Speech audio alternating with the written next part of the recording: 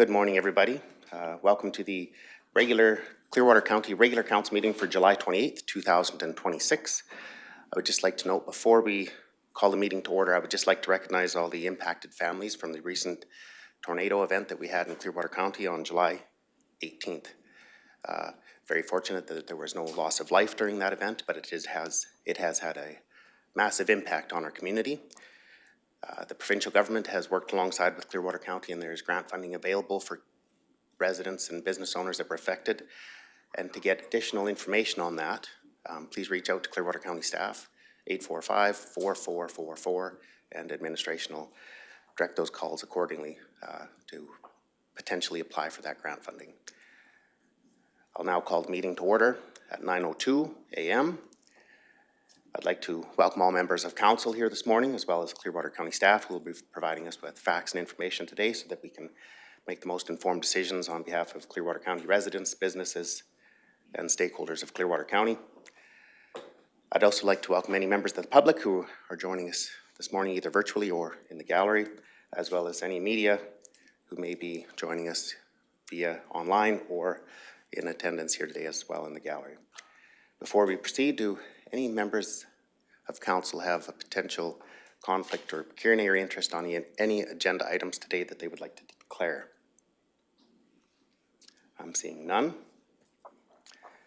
I'd also like to remind everybody that this meeting is live streamed and recorded. Any verbal or written information provided may be included in public documents as per the Access to Information Act, Sections 4, and Protection of Privacy Act, Sections 2, 4, and 5. So at this time, I'd be looking for a motion to adopt today's agenda if there are no additions or deletions. Councillor Humphrey makes a motion to adopt the agenda for July 28th, 2026 as presented. Seeing no discussion, I'll call the question. All those in favor? That motion is passed. Looking at the regular council meeting minutes for July 14th, are there any errors or omissions noted in those minutes? Seeing none, I'd be looking for a motion to adopt the July 14th. Councillor McCauley makes a motion to adopt the July 14th, 2026 regular council meeting minutes. Seeing no further discussion, I'll call the question. All those in favor? That motion is passed. Moving into public hearings, 4.1, we have a 9 a.m. public hearing for Bylaw 26/100, application number 1726 to amend the land use bylaw. So I'll call the public hearing to order at 9:04 a.m. And I'd like to welcome members of the public who may participate in this hearing either in person or online. Those wishing to speak will be recognized in turn, whether they are in favor of or in opposition to the application. Please wait until the floor is open before speaking for the members that are here today. Each speaker will have up to 5 minutes with a 1-minute warning before the time expires. If you're watching the hearing on Council's YouTube channel, please mute YouTube and listen through the online meeting instead, as YouTube has a 30-second delay. If you're participating online or by phone and get disconnected, please rejoin by using the meeting link or phone number provided, and you'll be added back into the meeting. I'll explain the protocols of the public hearing. Everyone present must register by signing in at the door on the sheet provided. The floor will be open to allow public comments after the applicant has had the opportunity to speak. All persons wishing to speak must be recognized by the chair. Speakers may be limited if their comments become repetitive. If a speaker or member of the audience becomes disrespectful, they may be asked to leave by the chair. Council members may ask questions at any time, and no audio or video recording devices are allowed. Please turn off or silence cell phones, and breaks will be called at the chairman's discretion. Now I'll explain the process. Staff will provide the background information. Written submissions received from other agencies will be read aloud. Then the applicant will be invited to outline the reasons for the application and respond to any agency comments. We will then hear from those in favor of the application, starting with those people attending in person, followed by those participating online. Following this, we will hear from those in opposition to the application, starting with the people attending in person, and again followed by those participating online. The applicant will have the last word and opportunity to respond to any comments or questions raised during the hearing. At any time during the hearing, council members have the opportunity to ask questions. So before we begin, I'd like to start with a quick round of, we could start with a quick round of introductions, and then I'll turn it over to staff for the background report. And we'll start with Ms. Powell. Good morning, you guys. My name is Brianne Powell. I'm the Ward 1 counselor. Good morning, Hazel Wetman, Ward 2 counselor. Good morning. My name is Drew McKay, Ward 3 and Deputy Reeve. Good morning. Welcome to Council Chambers. Jordan Northcott, Ward 4 counselor in Reeve. Good morning, Tyler McCauley, councillor for Ward 5. Good morning. Brian Cermak, councillor for Division 6. Good morning, Lauren Humphrey, councillor, Ward 7. Good morning, James Mazak, Director of Planning and Development. Good morning, Rhonda Sirhan, Manager of Financial Services. Good morning, Mike Simpson, Chief Administrative Officer for the county. Good morning, Dustin Bisson, Senior Planner. Ian Orkirk. And Esther Odekirk. Again, welcome to Council Chambers, and I'll pass the floor over to Mr. Bisson to present the background report on this agenda item. Thank you, Reeve, and good morning, Council. Esther Odekirk currently holds title to the Northwest 2937-5, containing 155.68 acres of land. 151.68 is presently designated Agriculture District A, and 4 acres is designated Country Residential Agricultural District. The subject property is located approximately 7.5 miles northeast of the hamlet of Caroline. The landowner has made application to redesignate 4 acres located in the northwest portion of the quarter section from CRA back to Agriculture District, as they have decided not to proceed with the registration of a subdivision that was previously approved. If approved, the entire 155.68 acres of the quarter section would be designated Agriculture District. Pending the outcome of the land use amendment, the applicants will continue with the existing farming operations on the land. The 4 acre portion designated CRA is described as flat hayfield. It's located just north of an existing CRA parcel that was subdivided off in 1980, and access to the subject lands is off of Range Road 5-5, adjacent to the west property boundary. The remainder of the quarter section is mainly flat cleared farmland. There is an existing yard site located in the west central portion of the quarter, and surrounding land uses within the area are mainly agricultural, with a few residential parcels. The attached package provides more details, and the applicants are here to speak to the proposal. When it comes to planning directions and planning policy, the one that I'd like to highlight is from Clearwater County's Land Use Bylaw, and it's Policy 7.2.8, which states that if a subdivision or development for which land was redesignated does not occur within 1 year of the date of passage of the bylaw that redesignates the land, council may initiate a bylaw to redesignate the land back to its former district. So as we move into policy considerations, the subject property was redesignated to allow for the creation of a second parcel out. The applicants decided not to proceed with that subdivision. That was conditionally approved. The landowner has submitted an application to Clearwater County to redesignate the area back to the Agriculture District. The area to be redesignated is more conducive to the Ag District than it is to the CRA District. I know that council feels that the process is a little redundant to put this land back to its original designation. However, administration is just simply following standard procedures for processing a land use amendment.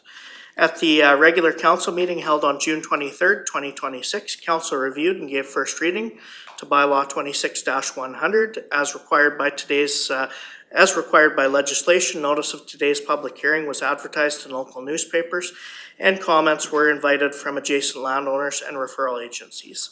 Upon the considerations of the representations made at the public hearing, council will consider whether or not to grant second and third readings to Bylaw 26-100. Thank you. Thank you, Mr. Bisson.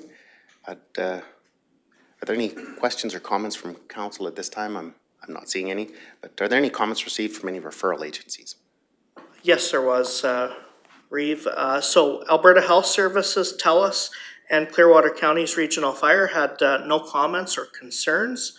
Fortis Alberta indicated that they had no concerns as well.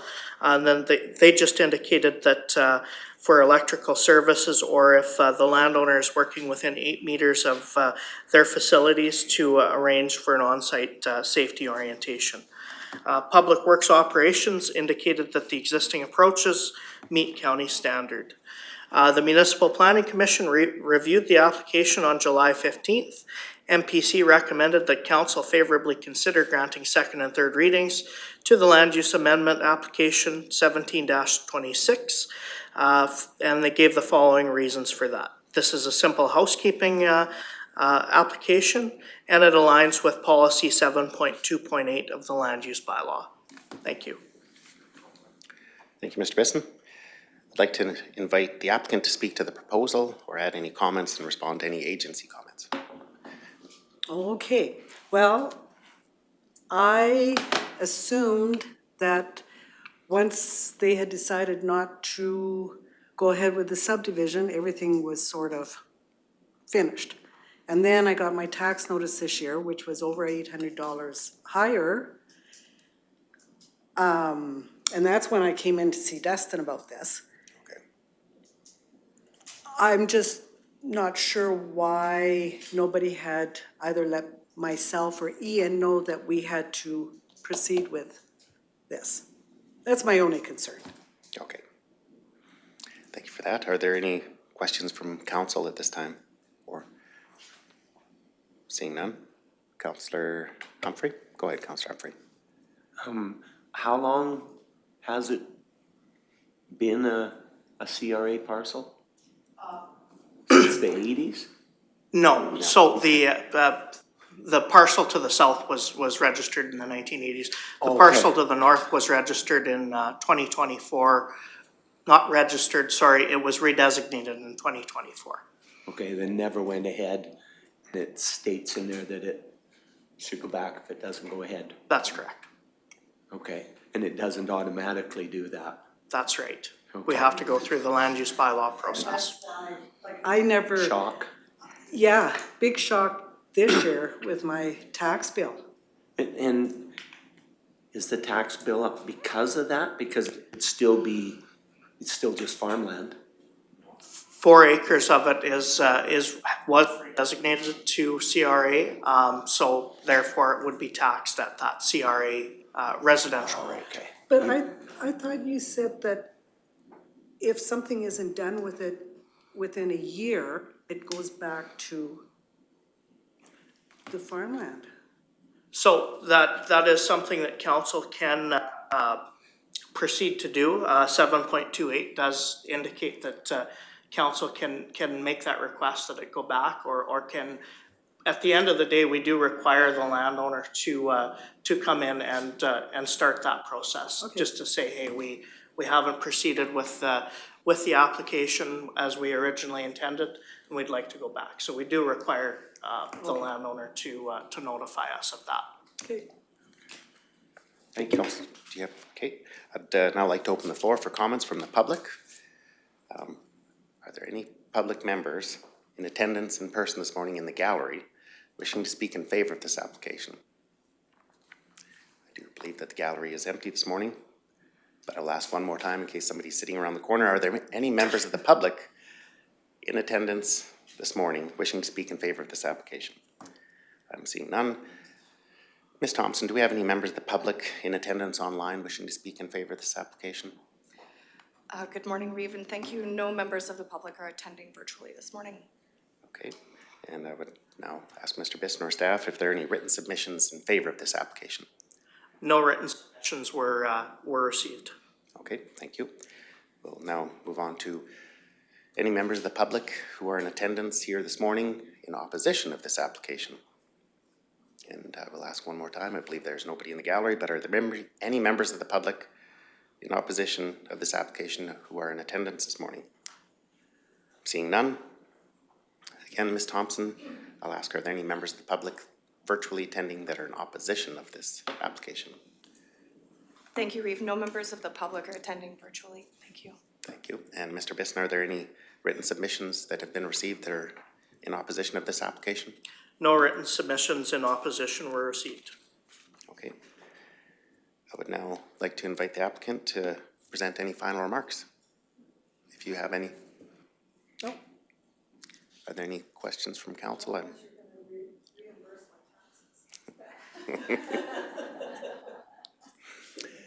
Okay, if there's no further discussion at this public hearing, I will close the public hearing at 9:16 a.m.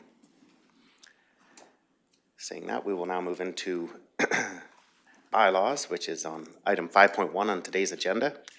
Consideration of second and third readings of bylaw 26/100 for application number 1726 to amend the land use bylaw. It is on page 28 of today's agenda, and I'll pass the floor over to Mr. Bisson to present the background information on this item. Thank you, Reeve Northcott. So again, this is a pretty simple housekeeping issue that we're dealing with this bylaw. So upon the representations made at the public hearing, administration requests that council consider granting second and third readings to bylaw 26-100 to redesignate the 4 acres of the subject property from CRA back to agriculture district. Thank you. Thank you, Mr. Bisson. Open up the floor for comments or questions, motions from council. Councillor Humphrey. Yes, I'd like to make a motion that we could grant second reading to bylaw 26/100 for application number 1726 to amend the land use bylaw. Okay. Are there any questions or clarification on that motion? So we have a motion on the floor from Councillor Humphrey that council grant second reading to bylaw 26/100 for application number 1726 to amend the land use bylaw. Seeing no further discussion, I'll call the question. All those in favor? That motion is supported unanimously. I do have one question for administration before third reading. Fees. Were there any fees associated with for the applicant to come forward with this application, and what would those fees be? Sure. So when an applicant comes forward to redesignate a property back to the original designation, such as in this case, we staff or administration actually waives the fees for going through the land use amendment process to rezone it back. Excellent. Thank you very much, Mr. Bisson. Looking for any further discussion and or motion for third reading? I see some fingers go. Deputy Reeve, go ahead. Thank you, Reeve. I would motion that council consider granting third reading to bylaw 26/100 for application number 1726 to amend the land use bylaw. Are there any comments or questions or discussion on that motion? Seeing none, we have a motion on the floor officially from Deputy Reeve McKay to grant that council grant third reading to bylaw 26/100 for application number 1726 to amend the land use bylaw. Seeing no further discussion, Deputy Reeve, your light is on. That's okay. Seeing no further discussion, I will call the question. All those in favor? And that motion is supported unanimously. That concludes item 5.1. Thank you very much for coming into council chambers this morning.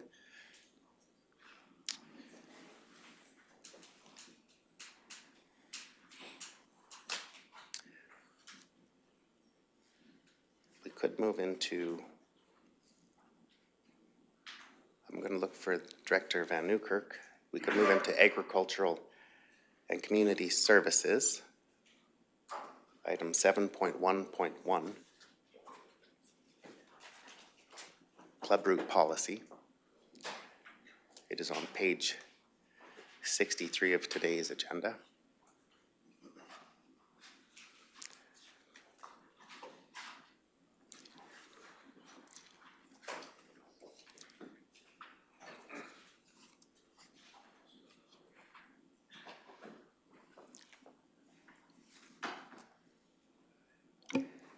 Good morning, Reeve and Council. Good morning. All right, so on to the Clubroot Policy. For some background, for anyone who's not aware what Clubroot is, it is a serious soil-borne crop disease that affects canola and other crucifer crops. It causes the formation of galls on the roots of blocking essential nutrients and moisture, which leads to premature death of the plant. Clubroot was first confirmed in Alberta in 2003 when it was found in a canola field northwest of Edmonton, and it was declared a regulated pest under the Agricultural Pest Act in 2007. A critical step in managing clubroot is early detection. Symptoms of clubroot in canola may present as root galls, premature ripening, wilting of the plant, and stunted growth. Clubroot is commonly first found in the entrances to fields, but it can occur anywhere within the field. An administrative policy previously existed that needed updating and to be formally adopted by council. This was the current Clubroot policy. The draft one attached here was presented at the Agricultural Service Board meeting on July 17th, 2026, and there was a motion by Rick Northcott to recommend the Clubroot policy as amended to Clearwater County Council for approval. And I will pass it back over to you, Reeve. Thank you. Is there any discussion on this item?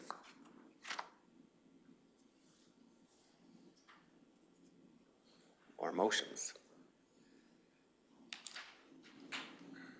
Councillor McCauley, go ahead, please. I will make the motion that council approves the Clubroot policy as presented. I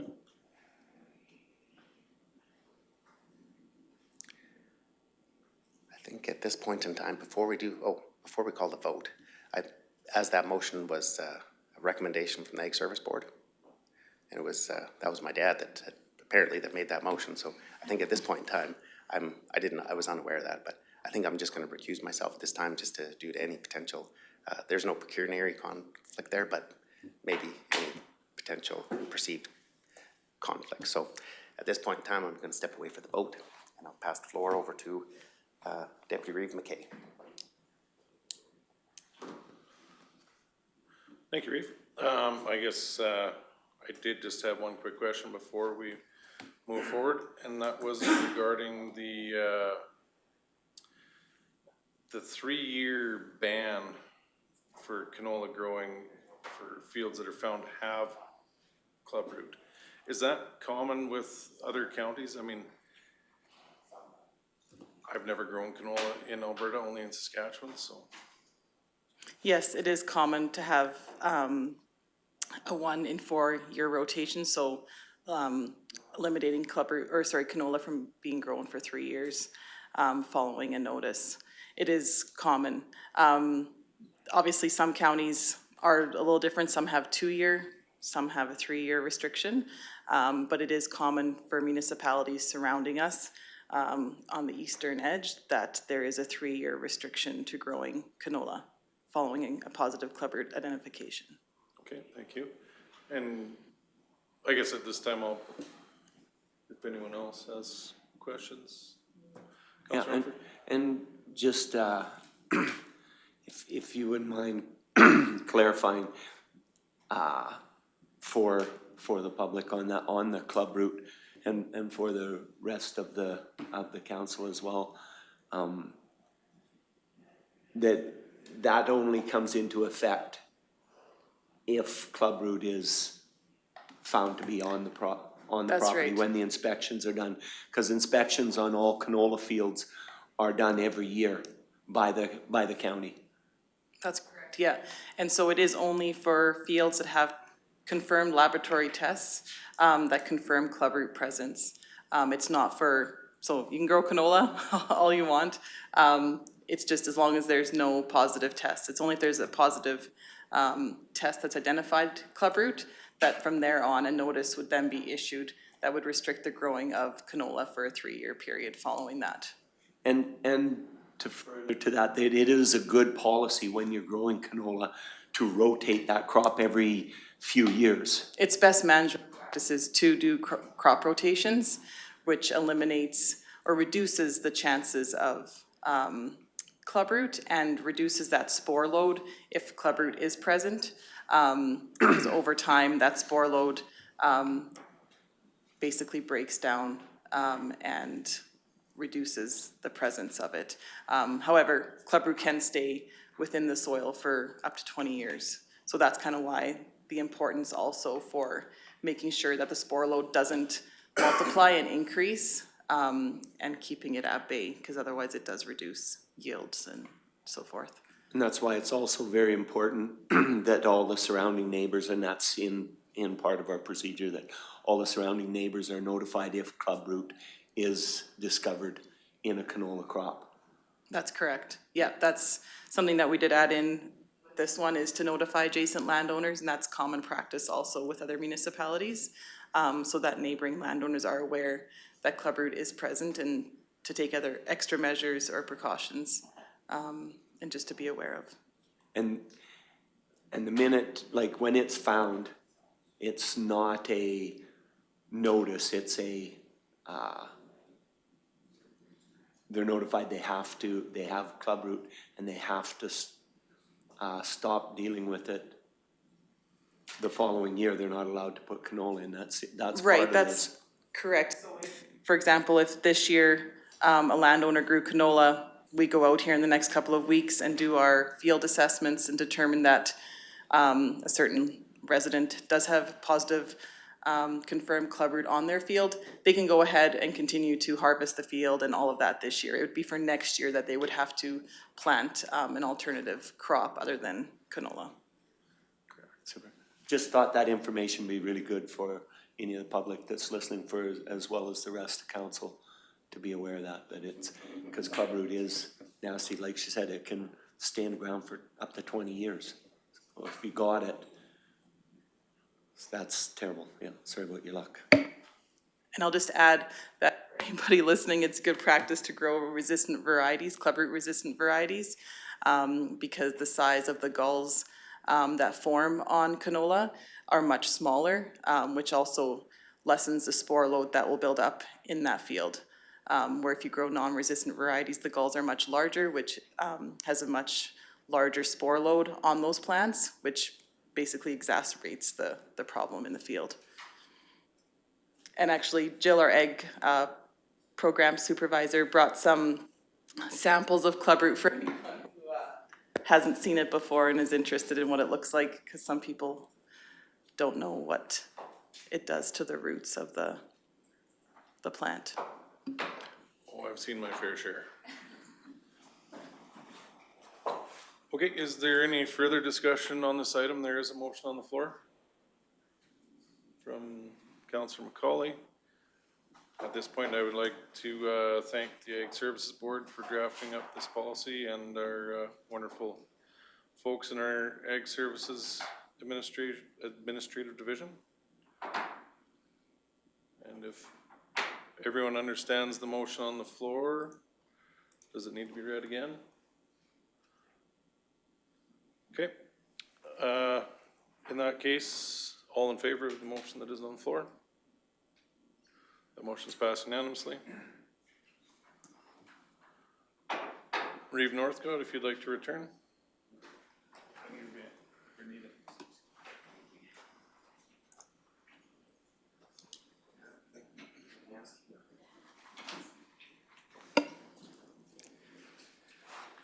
Thank you, Deputy Reeve and Council. We're still a little bit ahead of time here. Moving into Corporate Services, second quarter financial report, 7.2.1 on today's agenda. It is on page 67. And I'll pass the floor over to Ms. Sirhan to present this item, please. Good morning, Council. Attached are the second quarter financial reports for 2026 for both operating and capital. Again, I'm just going to describe what the reports are saying. Starting with the first report, which is the operating report, you will see 5 columns across the page. The first column is the sub-departments grouped by department. The second column is year-to-date paid. You'll notice in the header of the report that there is the date of this report includes transactions too. So this report is transactions posted to June 30th, 2026. The salary costs are of course up to June 30th, but other costs that would be paid via invoice wouldn't be posted for work completed to June 30th, but invoices paid to June 30th. The third column is the approved and adjusted budget to July 14th, 2026. So that's any budget adjustment that's come through council.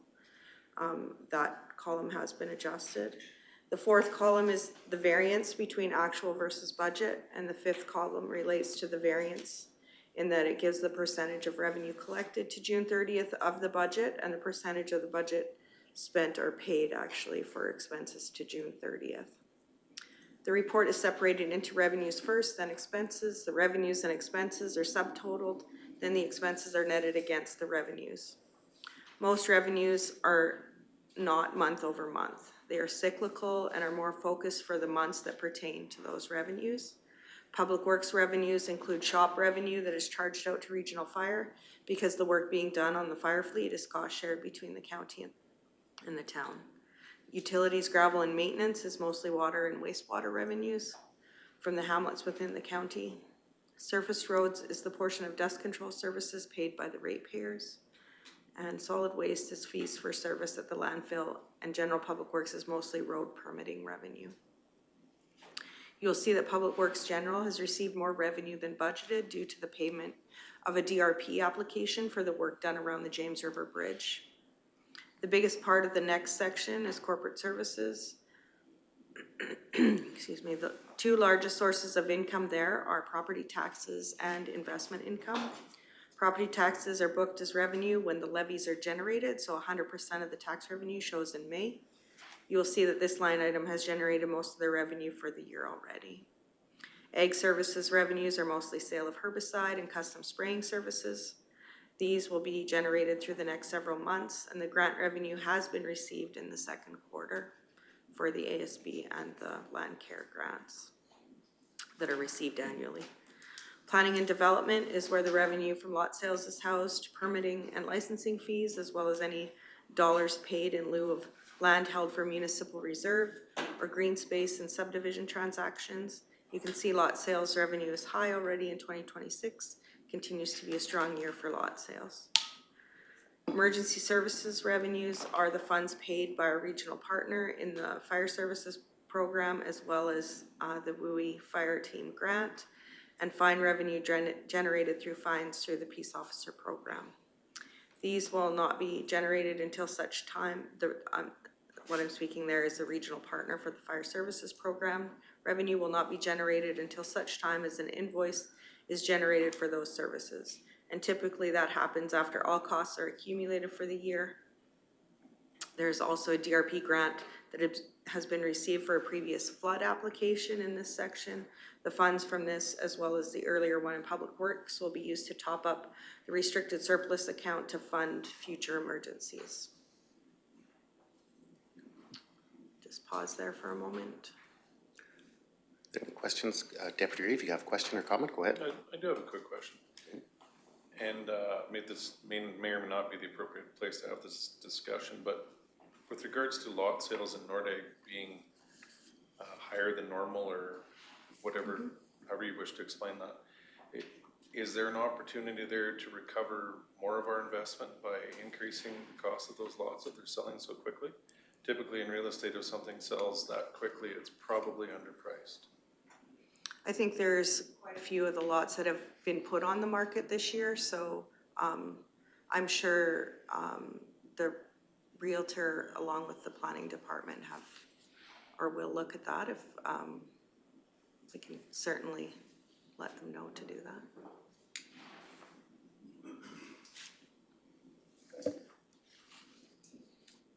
Are there any other further questions from council? I'm seeing none. The next section of the report is the expenses to June 30th. Same format as the revenues. Each sub-department may encompass more than one program or service.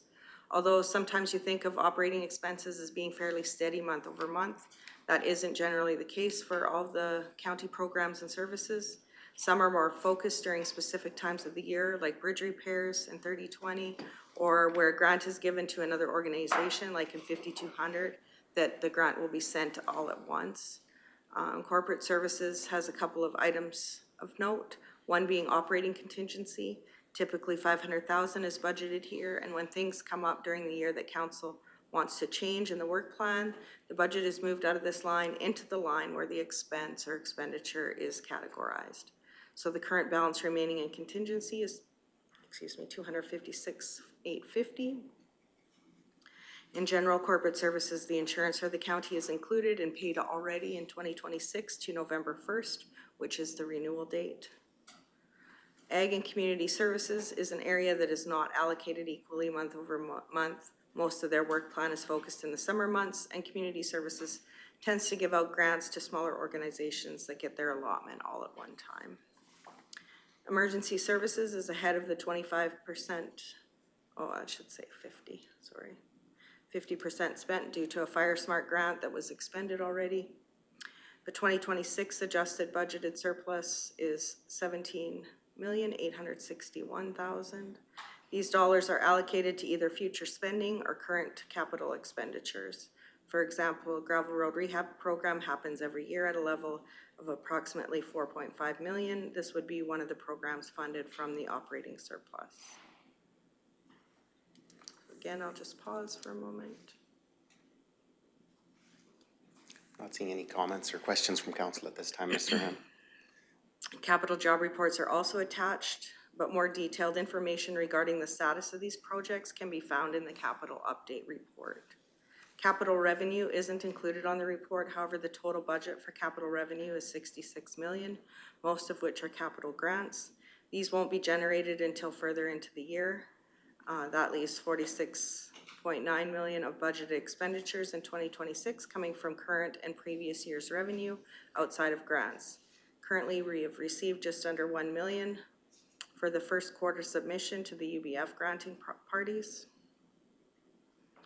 The TCA, or Tangible Capital Assets reports, are organized into 4 categories that the restricted surplus accounts are organized in, which is annualized standard services, non-annualized, facilities and land development. Annualized or projects supporting standard services are the things that are year over year and last year averaged over the next 10 years at just over 21 million. The next category are items that are not purchased or constructed in each year, and the next one, facilities, and then finally land development. Keep in mind that these reports are for invoices paid through to the end of June. Capital projects are just getting into full swing by the end of June, and thus the invoices have not been paid to match the amount of construction that has happened until the end of June. So again, that capital progress report is a more accurate picture of the work that's been completed to date. Thank you, Mr. Serhan. Are there any comments or questions from council at this time? I'm not seeing any. Ms. Serhan, I do have one question. Yes. On page 71, under planning and development, there's a 288.44% variance there. I was just wondering if you'd be able to give the background or if that's related to the lot revenue. Right, so it's just saying that out of the budget of $850,000 in lot sales, 2.4 million has been realized, so that's, 288% of the budget. Okay. And just one last little, the revenue from lot sales, that's not profit, right? That's No. just to make So sure. the expenses are shown, would be shown in the planning. They actually have not been booked. I know council did request that for future. Just wasn't, finance wasn't able to complete that for this second quarter. But those lot sale expenses would show up in the expenses section under planning and development.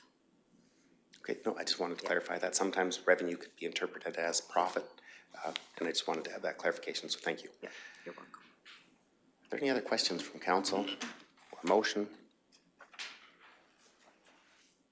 Councillor Powell? I'll make the motion that council receives the Clearwater County capital and operating financial reports as of June 30th, 2026 as information. Thank you for the motion, Councillor Powell.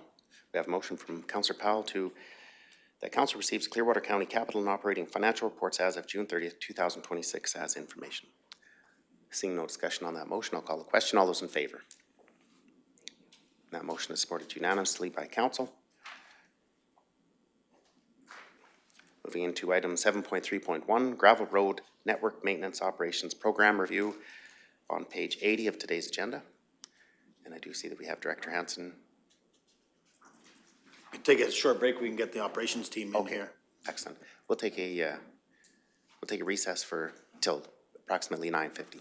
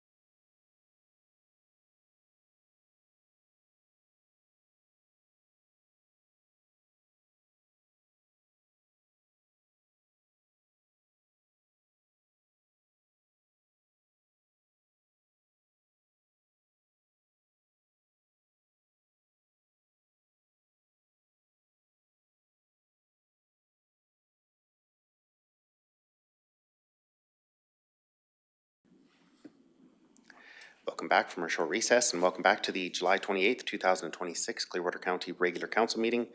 Going on to item 7.3.1, Gravel Road Network Maintenance Operations Program Review. It is on page 80 of today's agenda, and I'll pass the floor over to administration to present this item.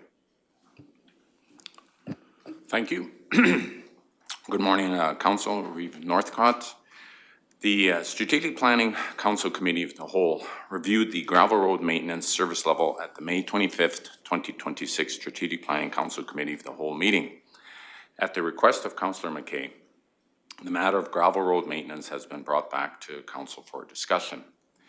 Regarding the recent rainfall events in June, administration understands and appreciates residents' concerns regarding the condition of gravel roads.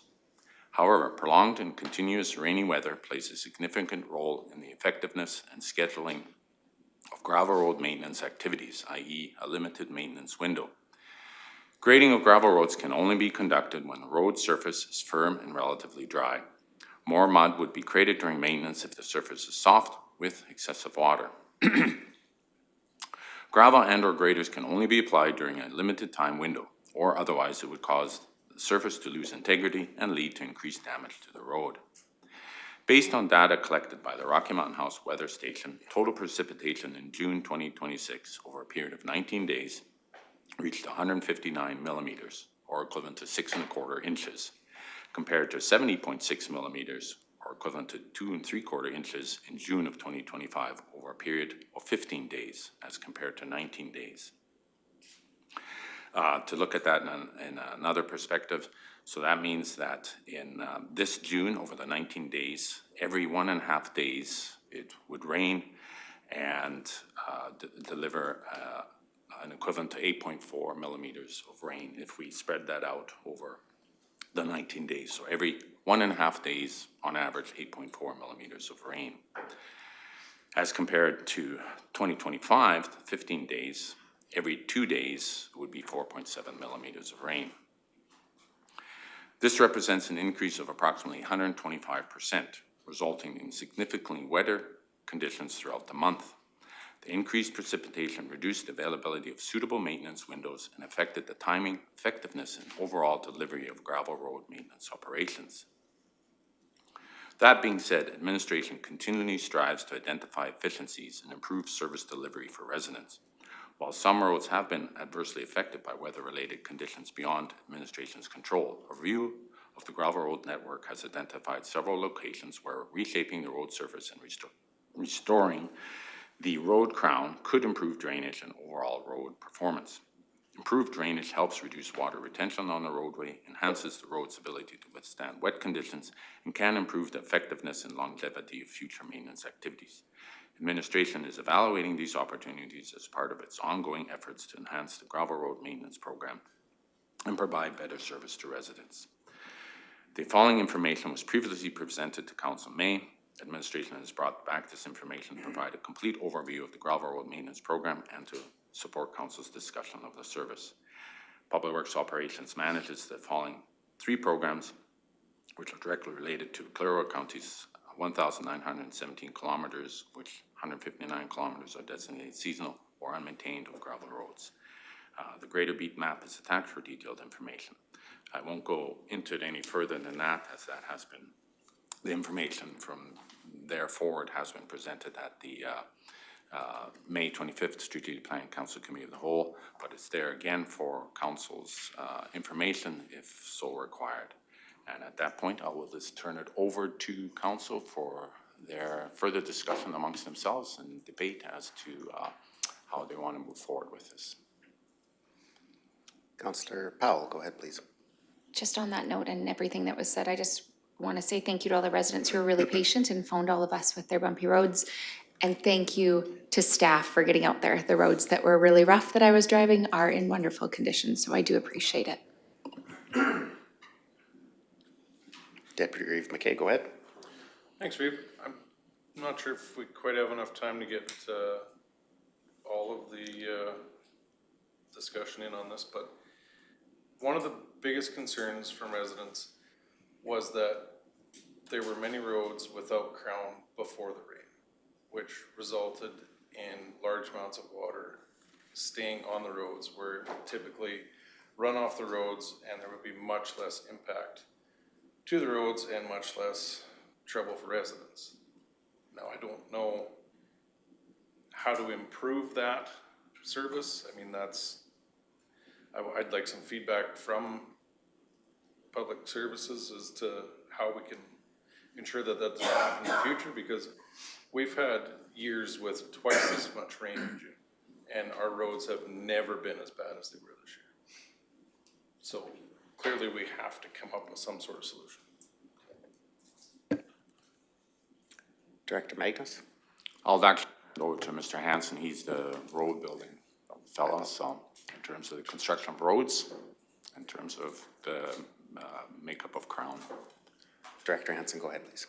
Yeah, absolutely, and, you know, and Mr. Magnus is very correct. I was acting CAO there when this item came up, and I had the ability to go out and inspect some of our roads, and we had lost the crown in some of them. So it's been brought forward to our maintenance crews as well as our operators. You know, we provide also greater training to these operators.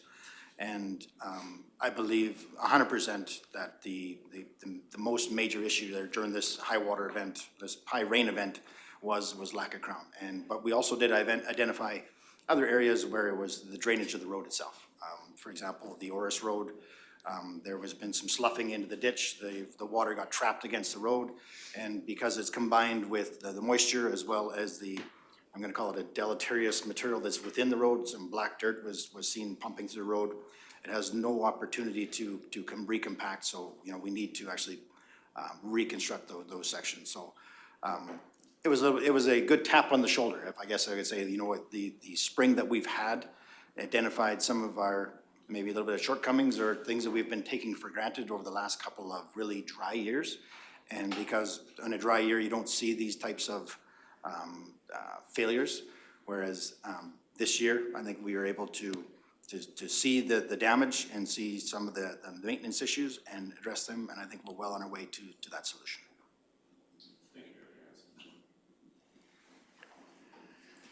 Councillor Letwin, go ahead, please. Yeah, I concur with Deputy Reeve McKay. Lots of phone calls, and even the 1 mile stretch that we're on the hill wasn't too bad, but the flats. And it was even mentioned today, visiting with a neighbor on the way into town. He said, geez, it'd be nice if they had a crown on the roads. And I've seen some of the greater work being done, and pit run is getting brought up. So I think we need to work with the graveling program as well as a gradering program. We need to get a crown out there. We need to get some gravel in some of these low spots. Thank you. Councillor Cermak? Yes, Mr. Hanson, you said something about training. My concern is that when we give out a new grader beat and we get a new operator on the machine, what kind of training do we give so that we maintain that crown instead of the crown being flattened out? What kind of training program do we give to these? And are you notified if there's a brand new grader or operator on that machine? I've ran grader enough. I know how they work. Can you elaborate on our training program for these new operators? Yeah, I'll address that, if I may. Go ahead, Mr. Magnus. So, in conjunction with our gravel road supervisor, Mr. Leslie here, he can jump in as he sees fit. So, we bring on a third-party educator, I guess, well-reputed, and actually we have to book him quite far ahead in regards to bringing him on and training our grader operators. He's well reputed throughout Alberta and working with other municipalities. So when new operator comes on for a beat, and our beats are 5-year contracts, and with an ability to extend it for an additional 3 years. So what we do is we make sure then that these operators, when they come on, they are in the rotation for being trained up by this individual. And because our goal is to to make sure that the quality of service is consistent throughout the county. So the road you see up north and how it's maintained is the same as you would see south in that greater beat. Stephanie, hey, this is Wade Omer, Alberta River Rats guy.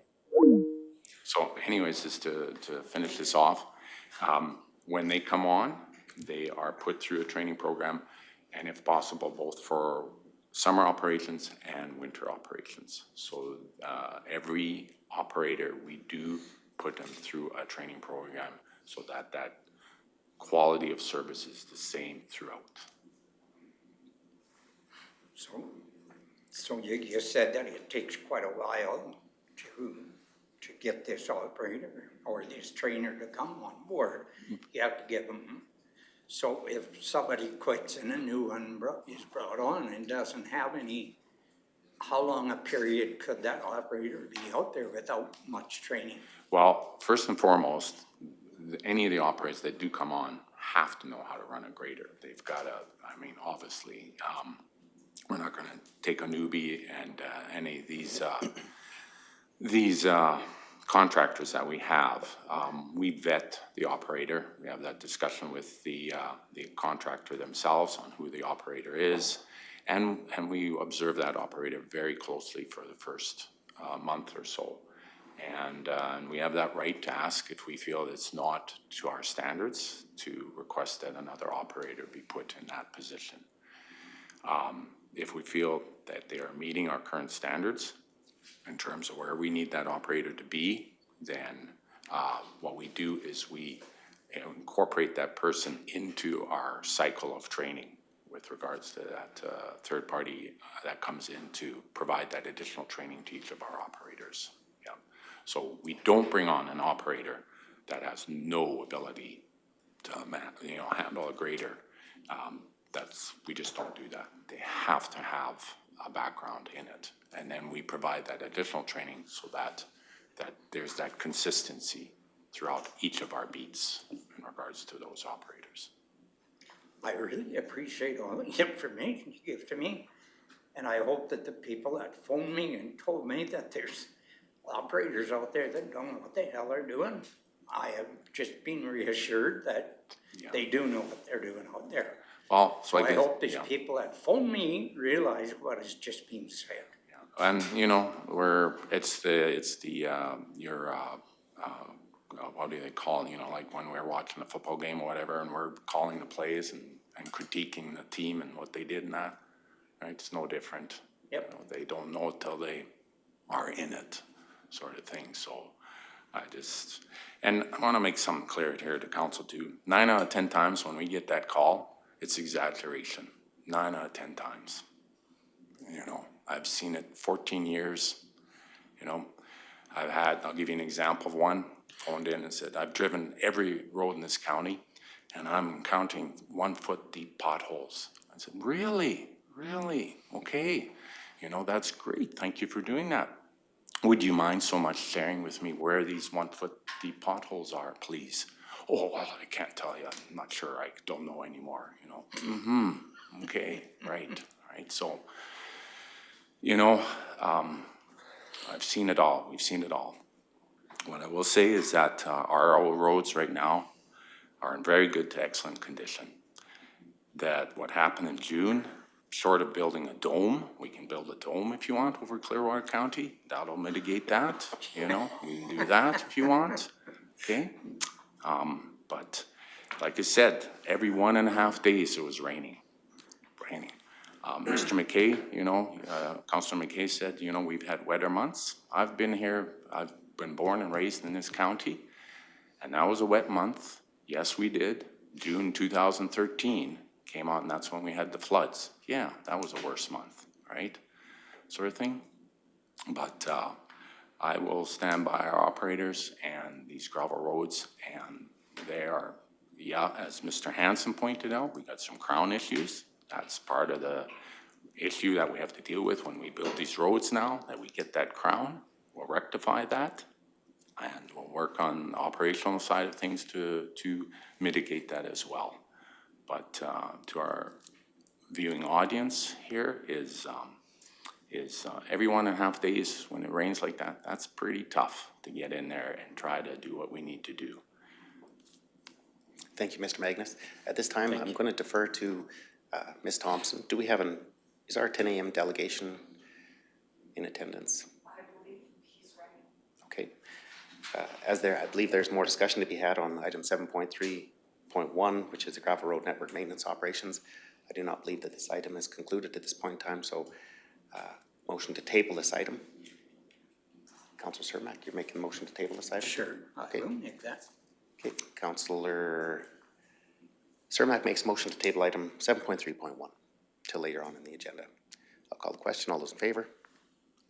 That motion is passed. Moving into item 6.1, we have a delegation from the Alberta River Rat Society. It's on page 33 of today's agenda.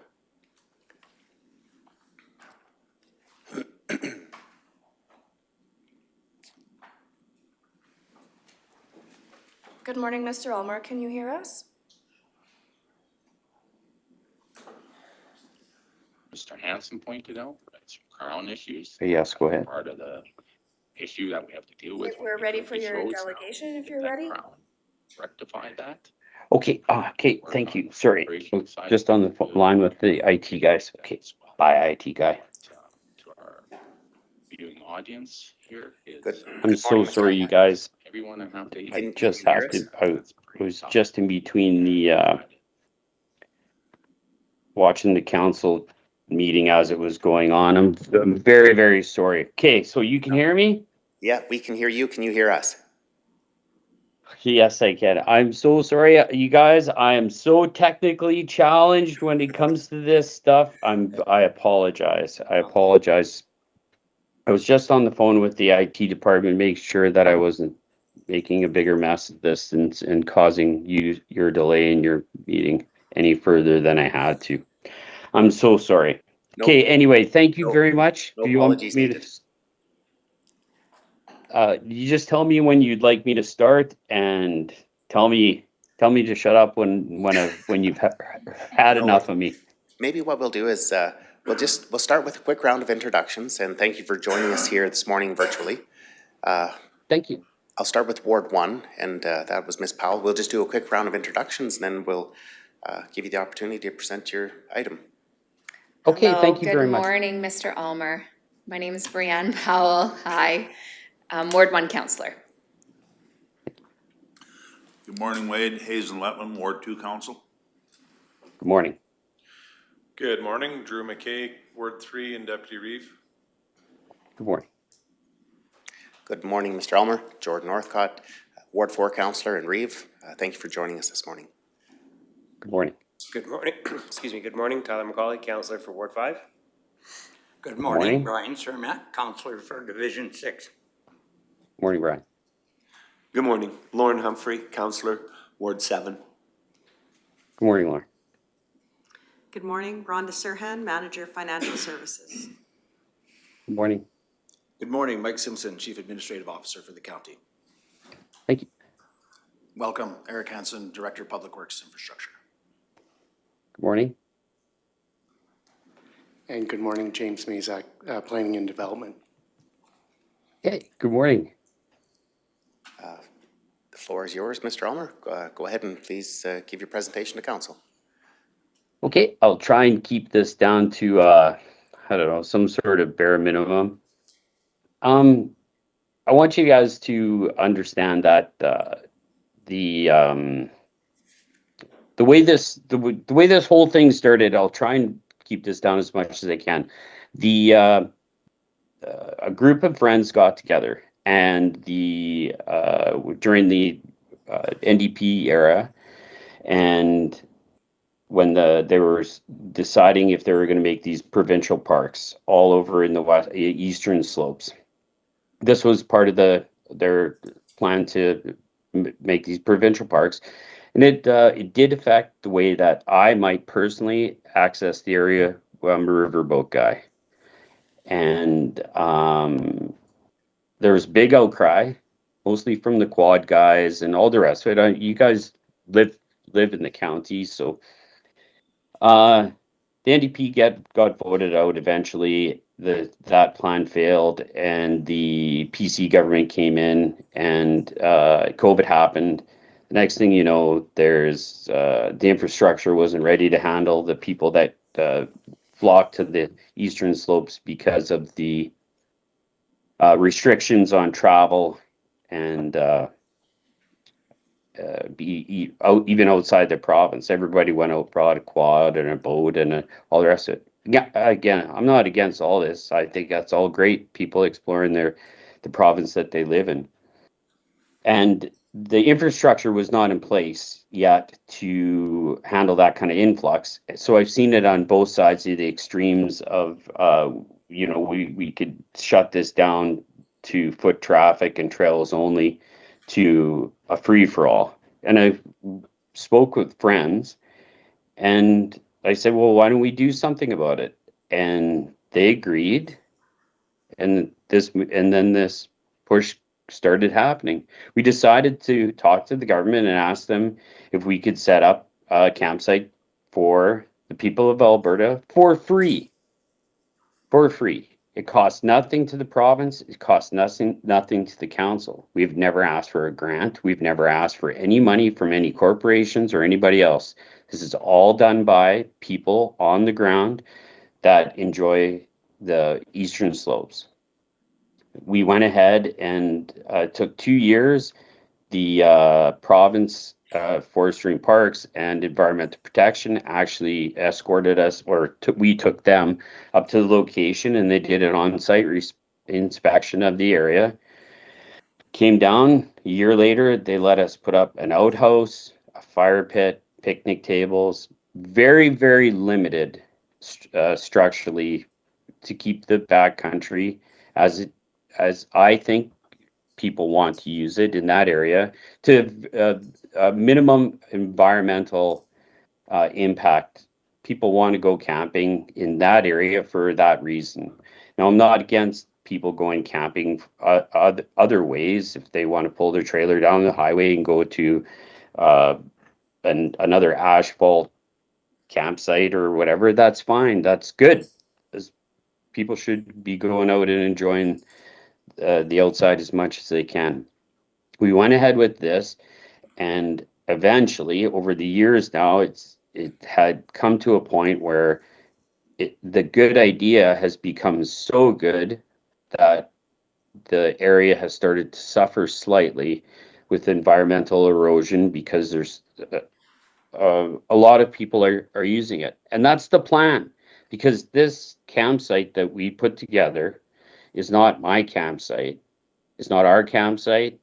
It's your campsite. It's literally everybody that lives in Alberta. It's their campsite. There is no, I don't get any special privileges for volunteering my time to go to the campsite. It's everyone's. So just to be very clear, and there is zero money involved anywhere. There is no charge to the people that use the campsite. There is no charge to the government. There is no funding whatsoever. It was just the idea that when I spoke to my children years ago, I told them that I wanted them to be the change in the world that they wanted to see. And I used that to get my children from adolescence into manhood, and it seems to have worked out right. And I could not go against my word and do anything different other than do what I think is right. So we set up the campsite. We asked the province, Forestry Lands, Stephen Shenfield, who's a great guy, if we could use the Stewardship Act for the public to book the campsite, especially paddlers, because they can come down the river and they won't know if that campsite's being used. And that way it alleviates pressure from, if you leave, then you know that it's booked, then you could make alternative plans before you leave, not last minute plans as you're passing the campsite. So We asked them for that, and they said there is no way that that we can do that through the Stewardship Act. You have to apply for a lease. So we did.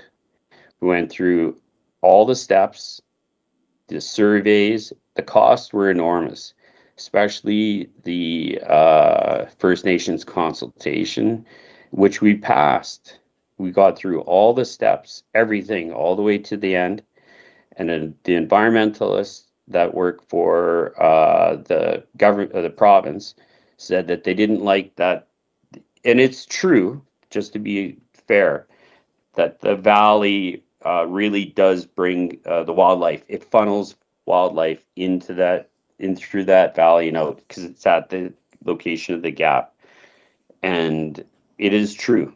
But I felt at the time, and still do, that mitigation measures in place, because it's an existing campsite. I've been going there for, well, it's been 3 generations for us.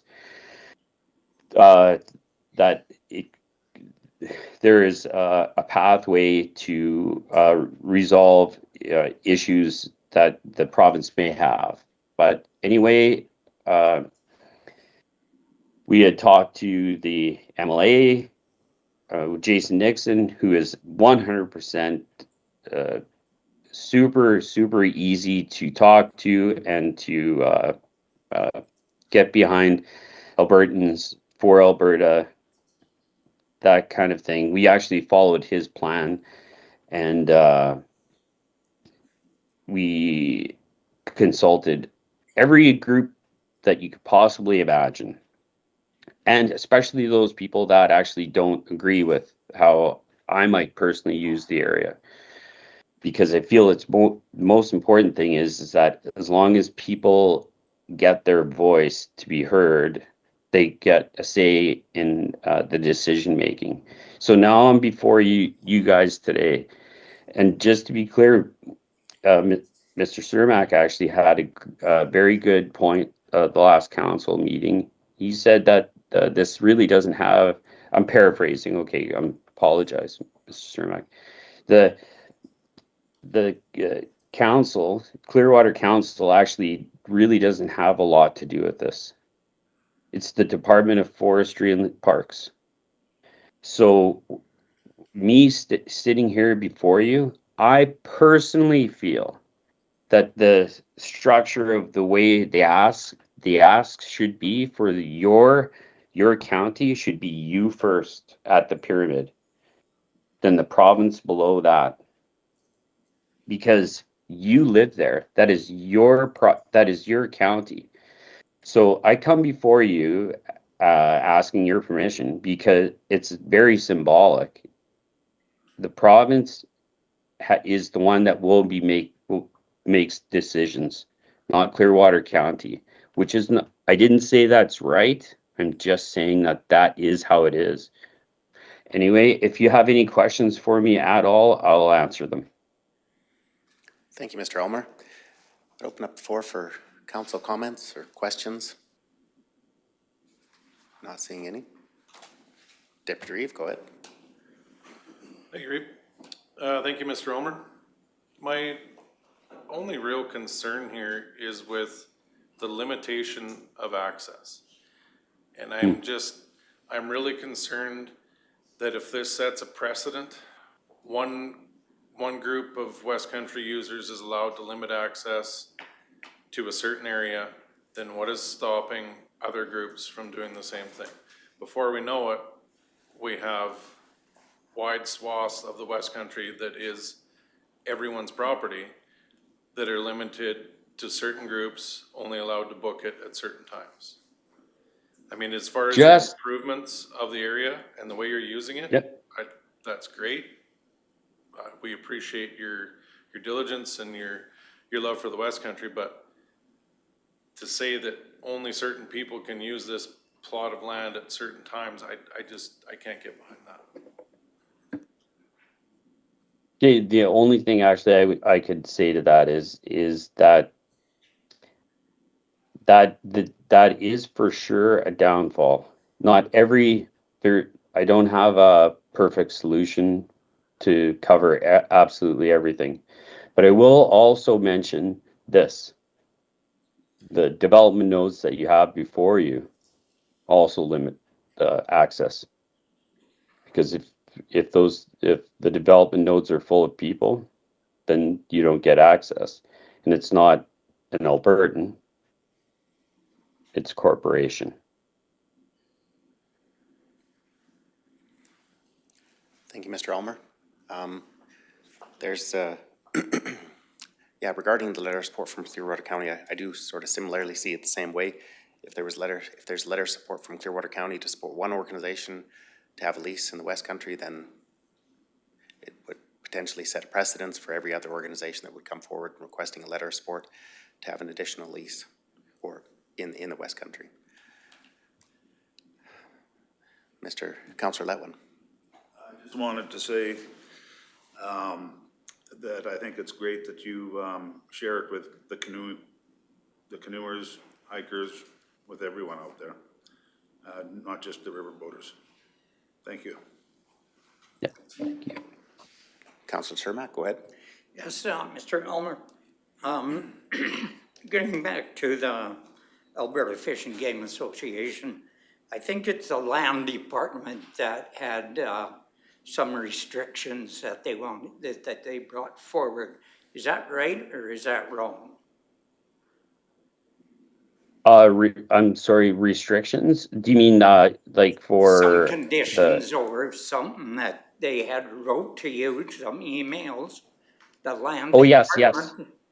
What kind Yeah. of restrictions or conditions did they write into that? They did not write any conditions at all. They just disapproved the lease because they used actually the biologist that surveyed the area said that the gap, like in the two mountains that come together at the gap, it's not enough space in between those two mountains for game to travel through without them interacting with humans. And and it was about grizzly bears. It wasn't about other species. So they were worried about the grizzly bear habitat being able to move more freely without the campsite. But it is an existing campsite. Like there is no like it is there. It's been there for 30 years. So that was we asked actually the forestry and parks if we could add mitigation measures. So there's bear lines there in the trees, and there's actually permanent. Well, I shouldn't say permanent, but like semi-permanent mooring so that people can hook either their canoes or their boats to, so that it doesn't damage the I think they call it the Raspberrian area that leads up the riverbank. And there's only one trail in on the west end and one trail in on the east end. And I'm mean trail, I mean like little goat trail, so that it preserves the bank from erosion. So like we pretty much covered as much as we possibly can. I must preface this also by saying that Forestry and Parks is also looking at an alternative area that would be less constricted for the wildlife.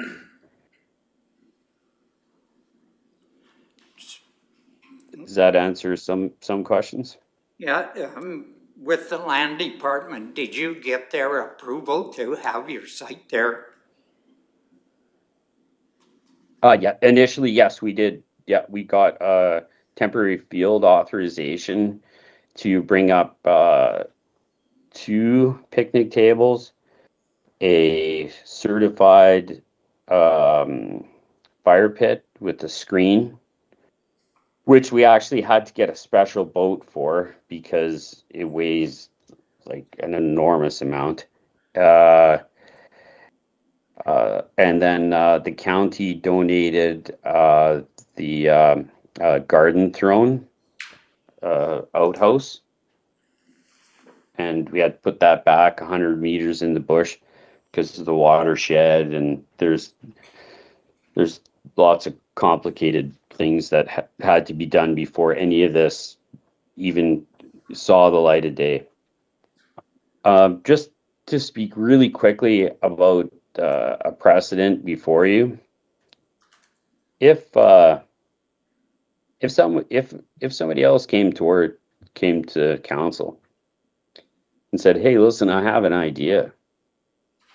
I want to set up." I don't know. Well, they wouldn't be going through you first. They'd be going through Parks Canada, and I doubt they would actually even discuss this with you. But let's say it does happen, and they ask you for a letter of recommendation.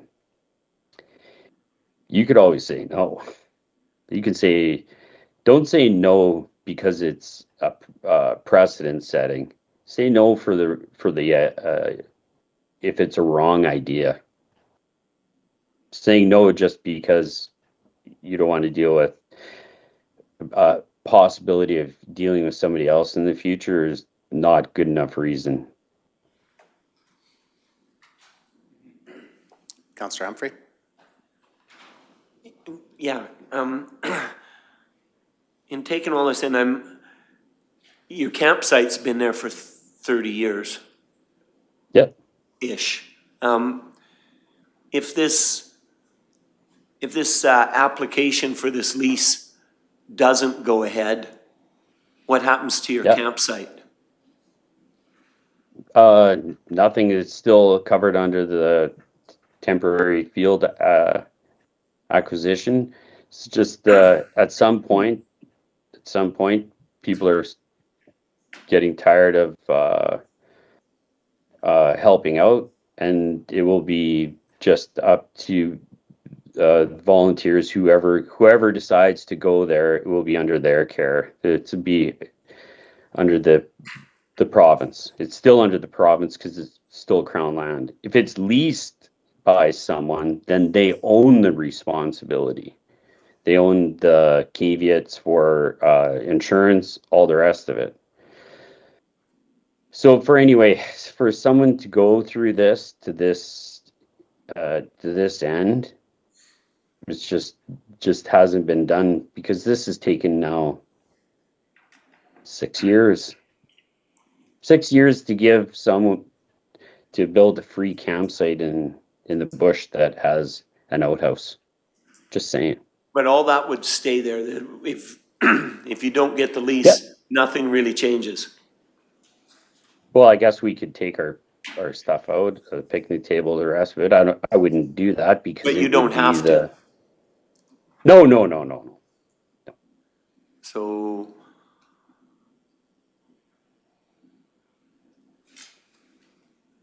yeah, so the getting the lease, I think I'm missing a piece. I missed something in here because not having the lease doesn't make any difference other than what? Yeah, the only difference, like literally the only difference in this is the only thing that we've asked for. Actually, we didn't want to lease it at all because we wanted it to stay for Albertans by Albertans at no cost. The only thing is that the area is becoming overused, and we asked the government to either step in or use us as a means for people to book the campsite, because right now under the Random Camping Act, you could go to you can go anywhere, or not anywhere, like you can go on Crown land and stay for 14 days. So someone could go to that campsite and deprive somebody else of the experience of going there by staying there for 14 days. So it's, again, I don't have a 100% fix for every scenario by any means. But that is the rationale, is to hopefully, if there was a limit of say 3 nights, then that way it would allow more people access to the area, and not just a group or like an outfitter that uses the area constantly to promote their business, it still leaves it open access to more people by doing so. Are, I hope that answers some of it. are you seeing those issues now? Like people staying there for Yes. 2 weeks at a time? No, but I have seen it 4 days and people paddling down the river and going, oh, that's not there, I guess. I've reached out to Paddle Alberta as well, because I think the majority of the people that are using it are the paddle people, because the riverboat people can have more options. I can go both ways on the river. They don't have both ways as an option. Okay, thank you. You're welcome. If there's no further questions, we'd be looking for a motion to accept the delegation as information. Deputy Reeve McKay, go ahead. Thank you, Reeve. I would make that motion that we accept the River Rat Society delegation as information. Okay, we have a motion on the floor from Deputy Reeve McKay that we accept the delegation from the Alberta River Rat Society as information. Seeing no discussion, I'll call the question. All those in favor? That motion is supported by the council. There's one other item that we could resolve at this time, and it would be the request for a support letter from Clearwater County Council. There was a request for a letter of support from Clearwater County to support the lease request to the Alberta River Rat Society. So I'll move that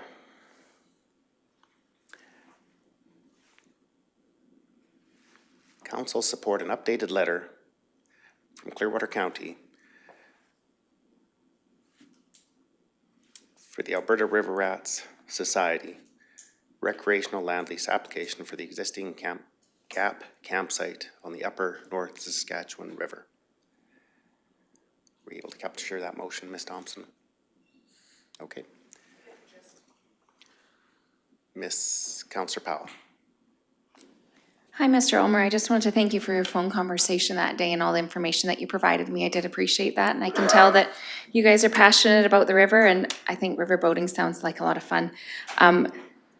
I completely understand your opinion on setting a precedent that from your stance, it would seem wrong, but it is tough when you're sitting in this situation, when you are met with multiple applications, and what you do for one, it's often said to another. So just to add on to that comment you'd said, and thank you again for your delegation and for taking the time that day to speak to me on the phone. I did really appreciate that. Thank you. Yeah, I would also like to echo the efforts and stewardship that you do for the backcountry on Crown lands. If there's no further discussion, there's no clarity needed on the motion, I will call the question shortly, but first, before that, Councillor Letwin, go ahead. Yes, I also wanted to say thank you, Mr. Ulmer. Thank you. Thank you. It was great conversation. Okay, regarding the letter of support from Clearwater County, no further discussion on that motion. I'll call the question. All those in favor? And those opposed? That motion is defeated. Thank you again, Mr. Ulmer, for joining council here this morning virtually. We hope you have a Thank you nice very day. much for having me. Absolutely. We do have another delegation here this morning. It is item 6.2, delegation for Clearwater Regional Housing Foundation.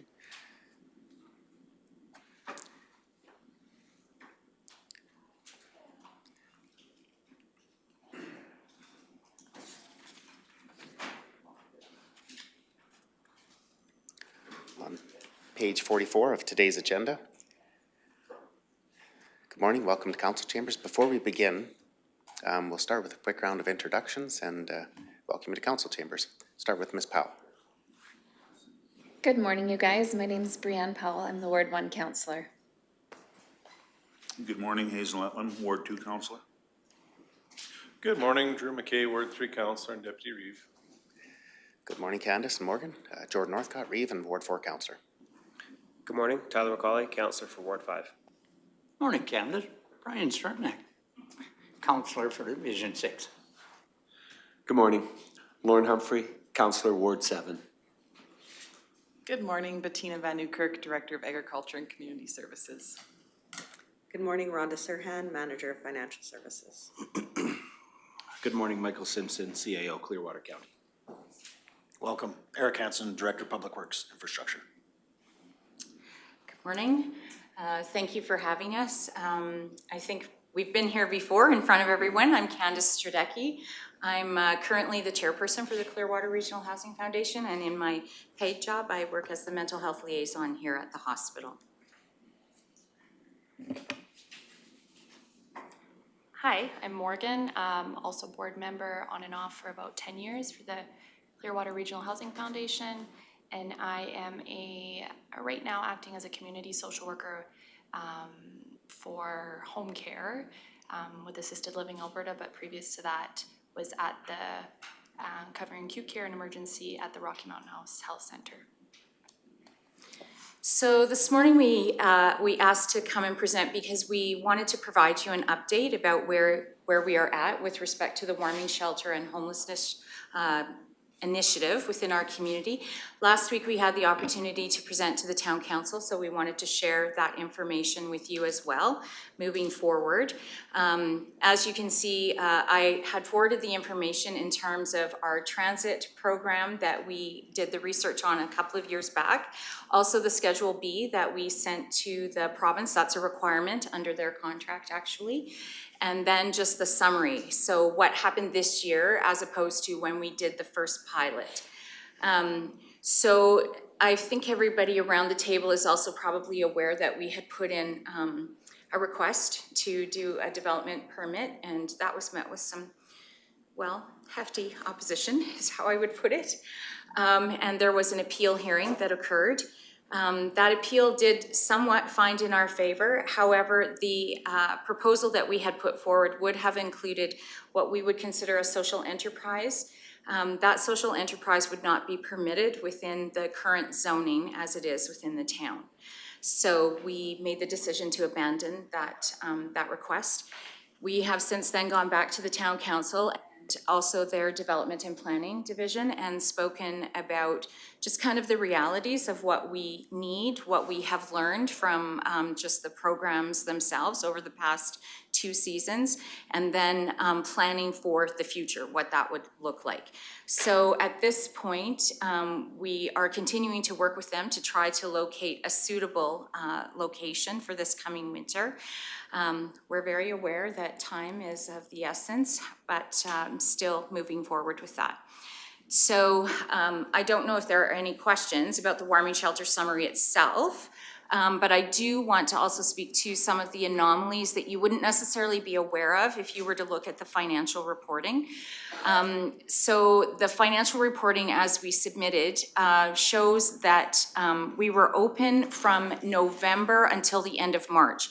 Ordinarily with the province, we would be open from November until the end of April. However, our working relationship with the food bank has ended, and that ended at the end of March. The other thing that it would not show is that we opened in mid-October actually, and so mid-October doesn't show on their reporting. I think you might all recall, you were all fairly new except for Councillor Cermak and our Reeve. But the majority of that funding was actually made possible because of the money that remained from the initial grant from the county. So we were able to open in mid-October, and we would be trying to do that again this year, just because we know what the weather is like here in the foothills. The other thing is that if you're looking at that financial reporting, as far as the province is concerned, where it has the budget line for municipal, that is a combined between the county and the town.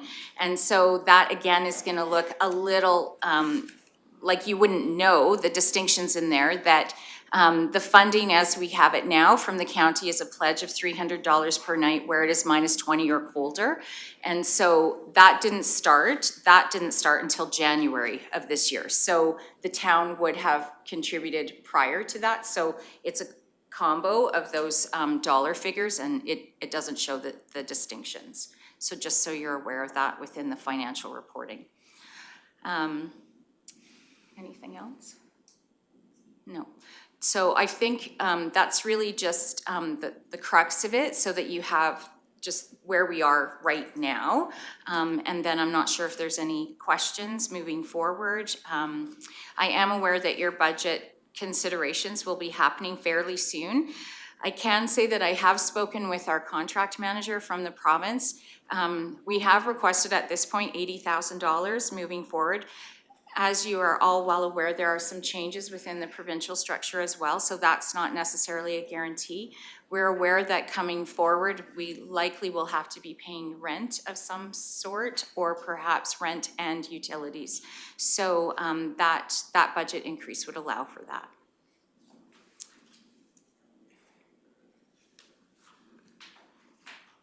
Thank you very much for the information. Deputy Reeve, go ahead. Thank you, Reeve. I see within the report that the reason that the season was cut short was a notice to vacate by the food bank. Now, what was the reason for that notice of vacate? How come you guys got kicked out of the food bank? So we had some adjustments, I would say, with the change of directorship of the food bank. And so initially, our new director was not keen to have the program there.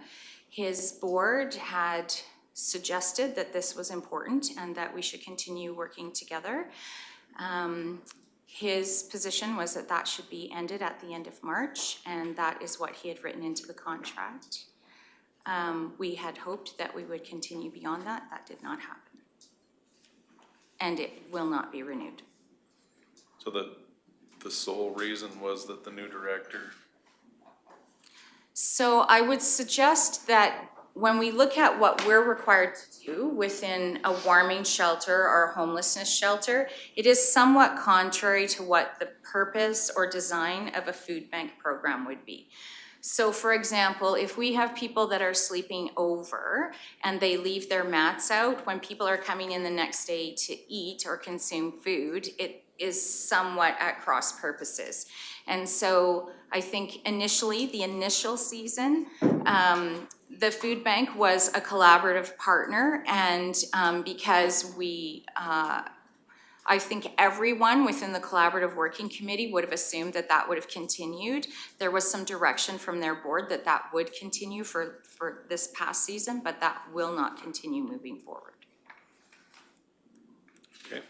I guess the concern is if this organization wasn't able to make it work with an organization as giving as the food bank, I just have a hard time understanding how it's going to work moving forward. I think moving forward, Deputy Reeve, it needs to be a standalone program. And so the distinction is really, again, about the purposes of our programs or the way that they would be designed or the requirements that each of us would have under licensing. It's just not a possibility going forward with the food bank. This also was like a partnership, so it wasn't intended to be a long-term, like we're gonna be there forever. The idea was that at some point we would have our own building. So they're not necessarily set up to have a warming center. It was a partnership that really was meant to end at a certain point. We just didn't anticipate it'd be so soon. Okay, I guess that was never mentioned to council originally when the previous funding requests were made. Okay. That partnership was intended to be dissolved, or was known that it was going to be dissolved, right? Okay, thanks. Councillor McCauley? Just remembering when you guys were here last year, there were some statistics, like you had how many cold nights that were below a certain temperature. And I'm just trying to go through and recall everything. And was there not temperature limits for when the warming shelter was open and when it wasn't open?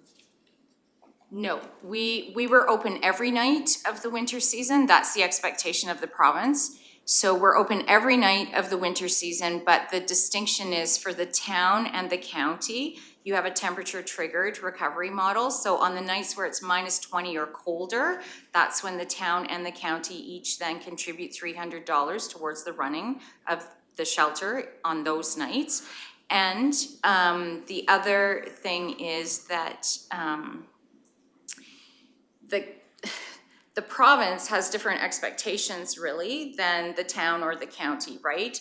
Their expectation is that we would be open every night, and then on those cold nights, we extend that from 8 p.m. to 8 a.m. Whereas generally speaking, it would be open 10 p.m. till 7 a.m.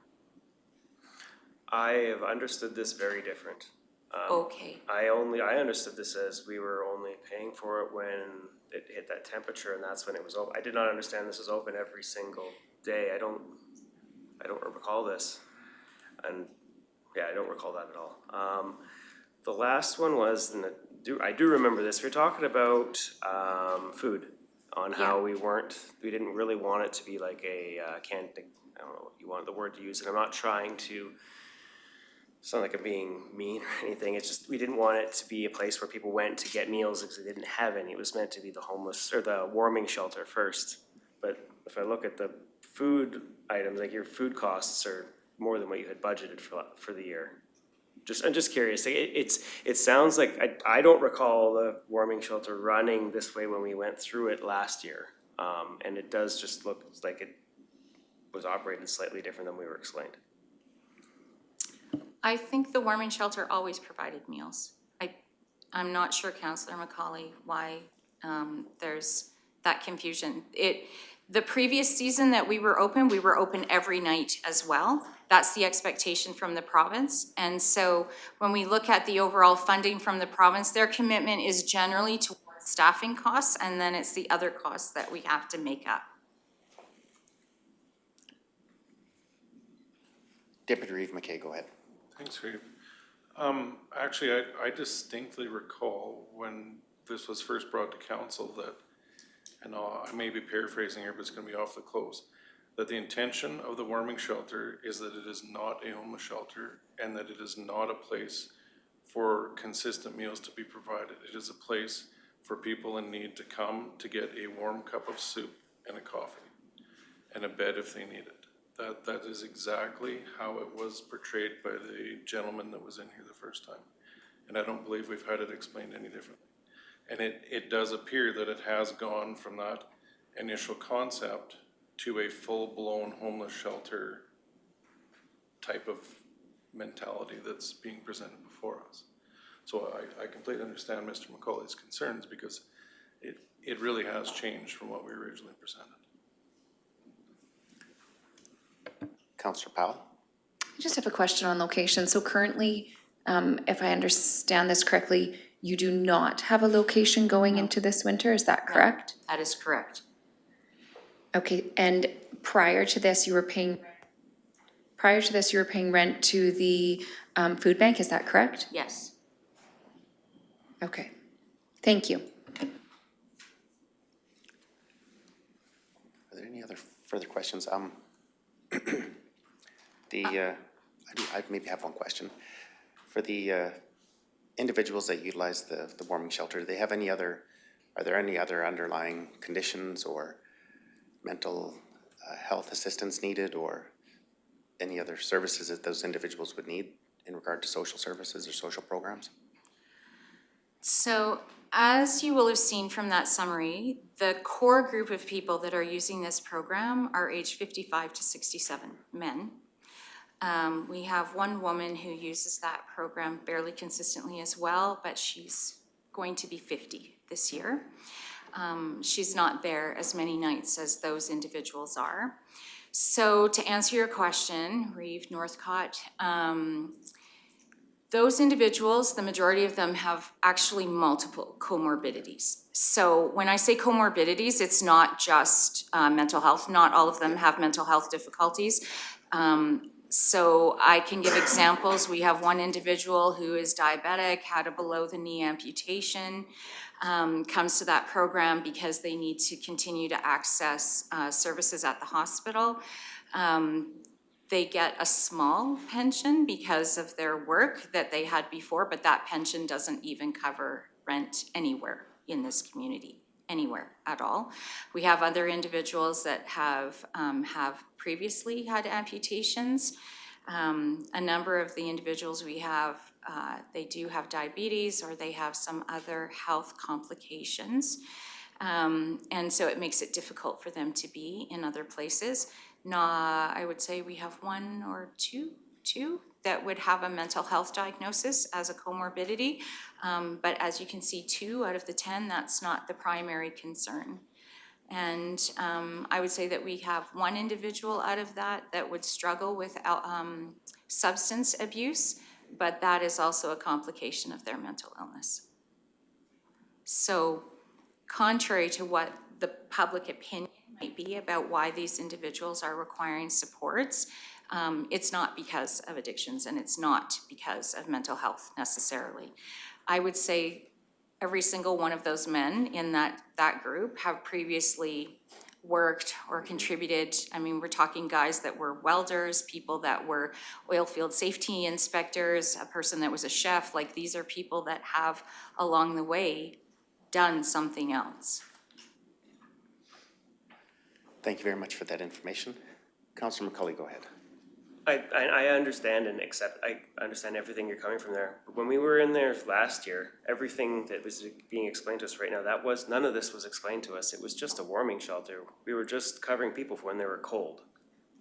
I'm not misremembering this. Like, very clear, because we had a pretty good conversation about how this worked. If that's the direction I think that the group wants to go, I think you're gonna need a facility for this, and yeah. The last point on this, I guess, is the amount of staff time it takes to cover these people. They need the assistance, but if we look, like, just doing operational costs, you're $14,700 for supporting those 15 people, but at the staffing cost is $61,215. I think that sounds pretty steep. I don't know how many people need to be there to watch or administer the program. Just things, I guess. Like, if we're trying to make a benefit or helping out people's lives, I would hope that $61,000 could be used in a different way, I guess, is where I'm coming with. Like, is there other? It seems like a very expensive program that. So to answer that, you're focusing on the 10 people. Remember that in fact we served 66 people. So this program actually ended up doing a combination where we had a warming center, a warming shelter, but then for those who needed to stay overnight, those 15 mats are provided for those who need to stay overnight. So it is, again, I recall my colleague saying last time that where we're at really is proving the need or what the program needs to look like for our community. I can also say that in conversations with the town council and with the CAO from the town and planning and development,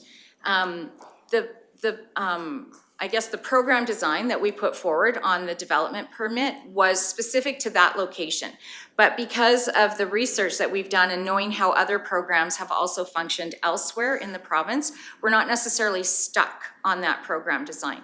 And so you're not wrong, for example, Councillor McCauley, that when we think about those individuals and what is happening for them, some of what might be more appropriate is, for example, to have a tiny home community where they then have like a smaller home that is available that they would pay like a nominal rent for, because the majority of those individuals, they fall in that category where they can't quite yet get CPP, right? So their ability to have pension or pay a market value is non-existent.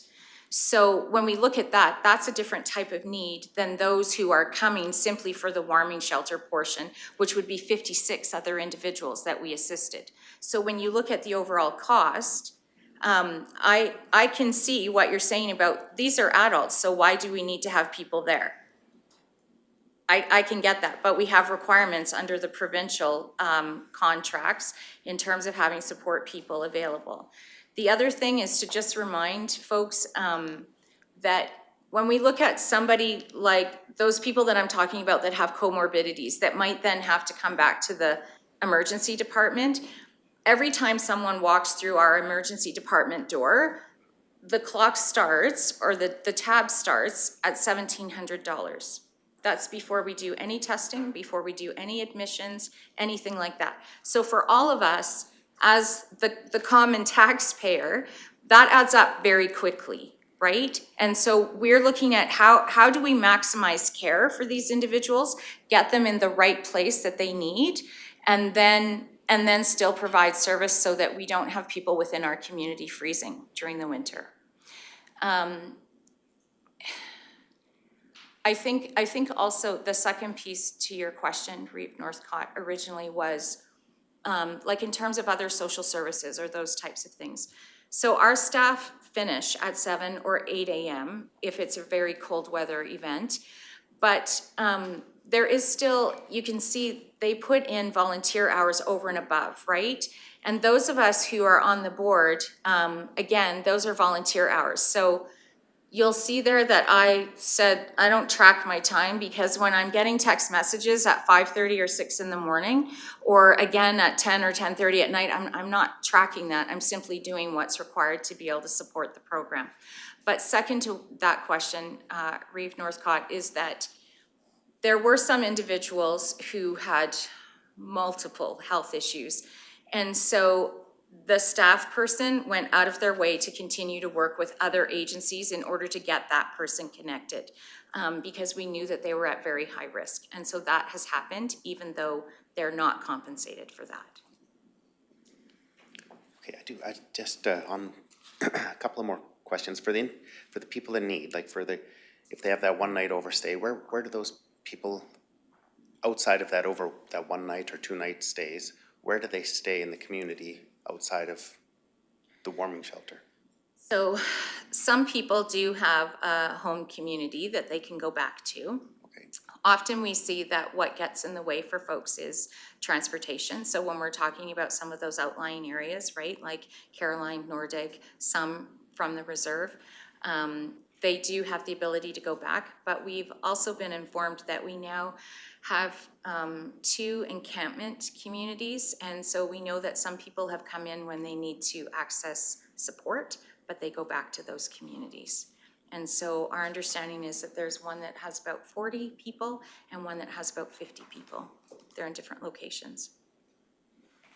Okay, do you have regarding a navigational system, if there are the comorbidities, Yeah.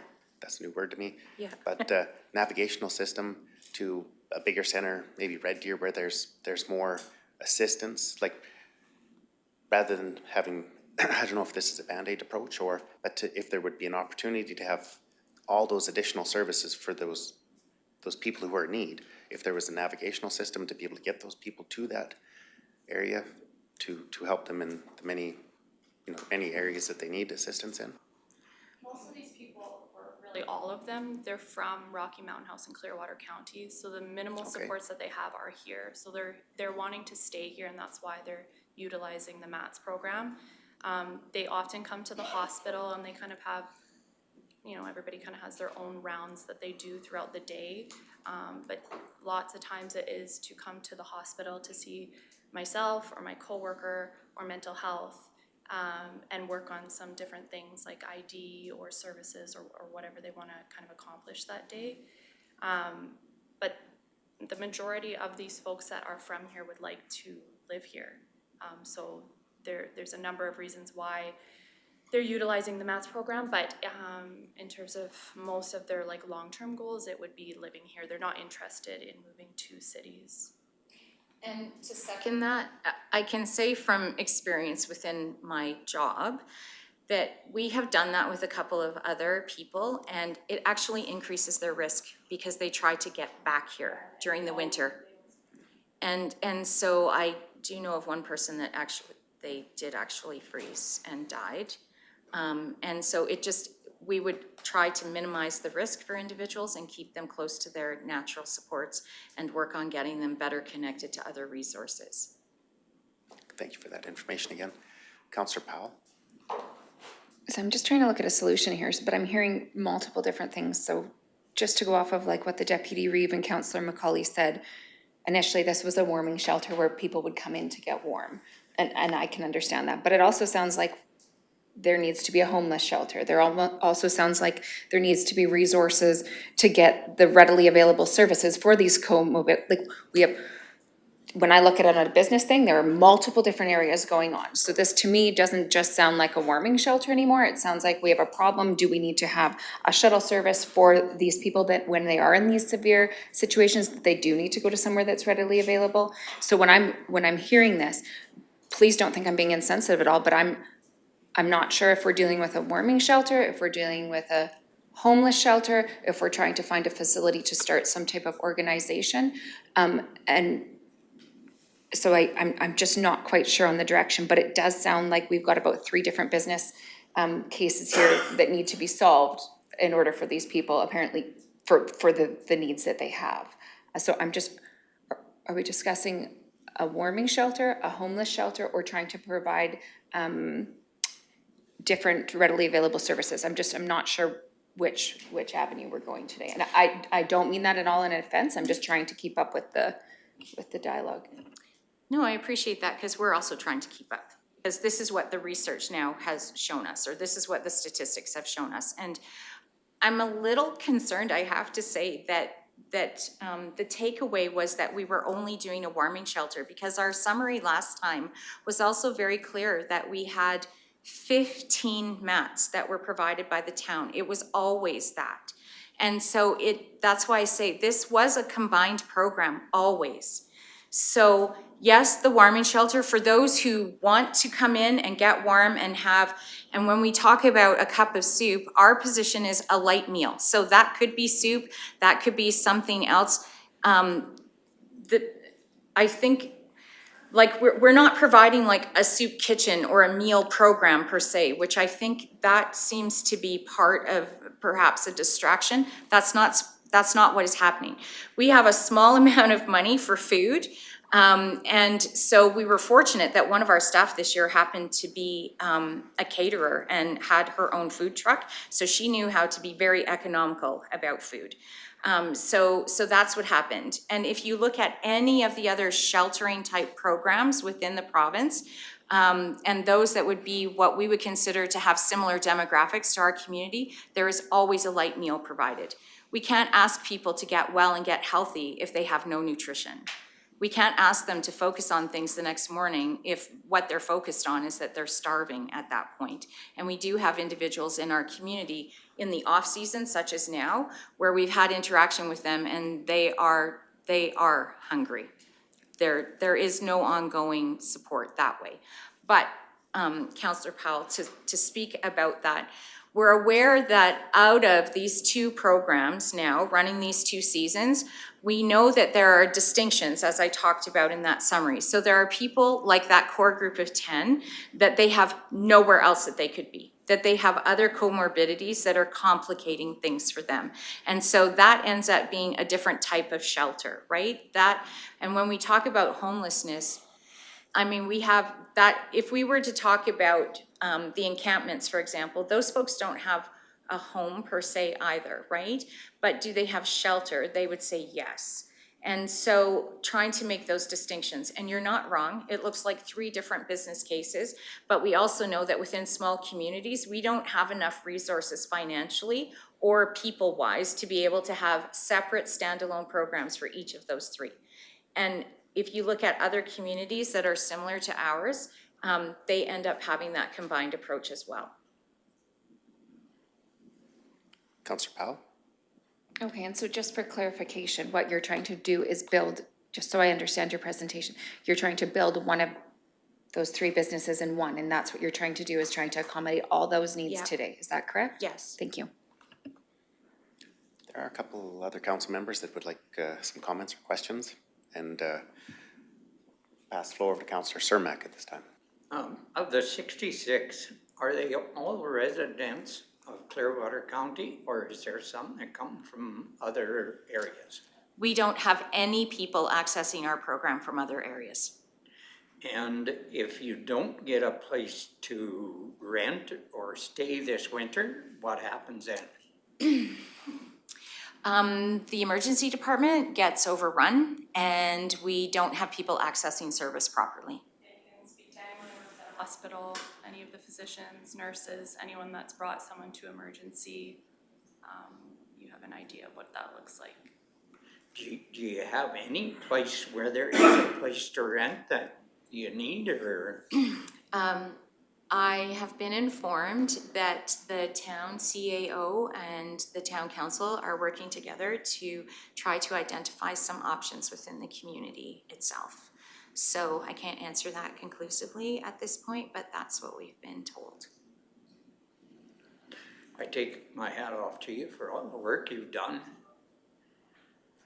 But it sure seems like we're banging our head against the wall to help these people, and it takes, like Brianna said, 3 different components here to work together, and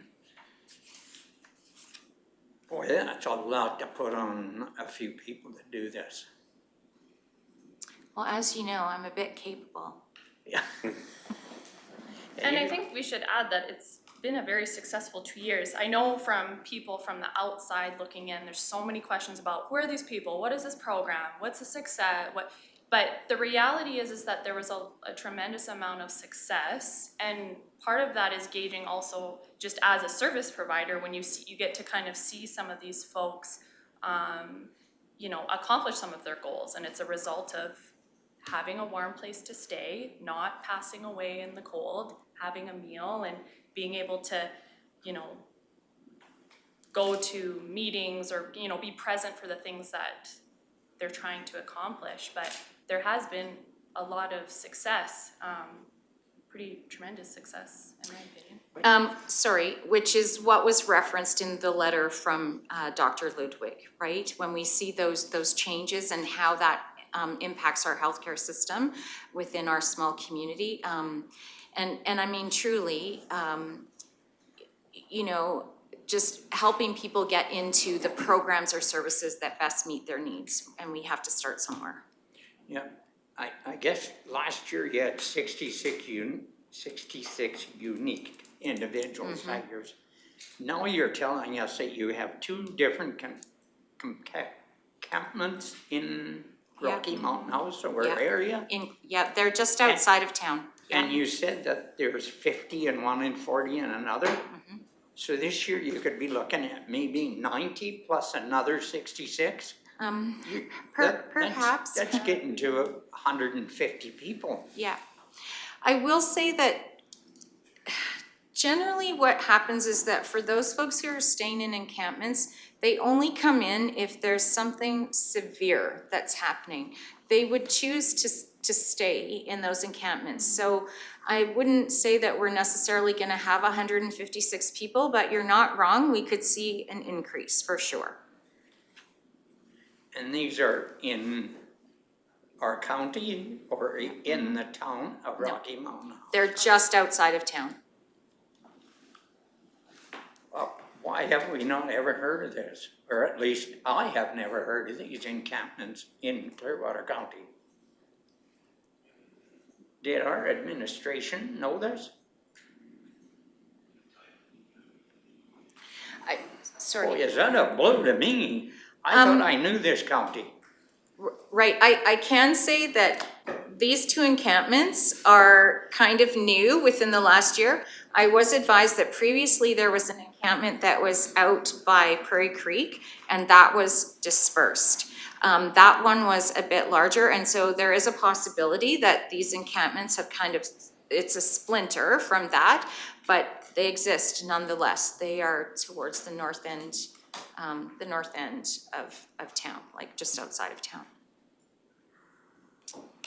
Thank you for the information, but it's mind-boggling. Do you have any further comments, Councillor Cermak? No. Okay.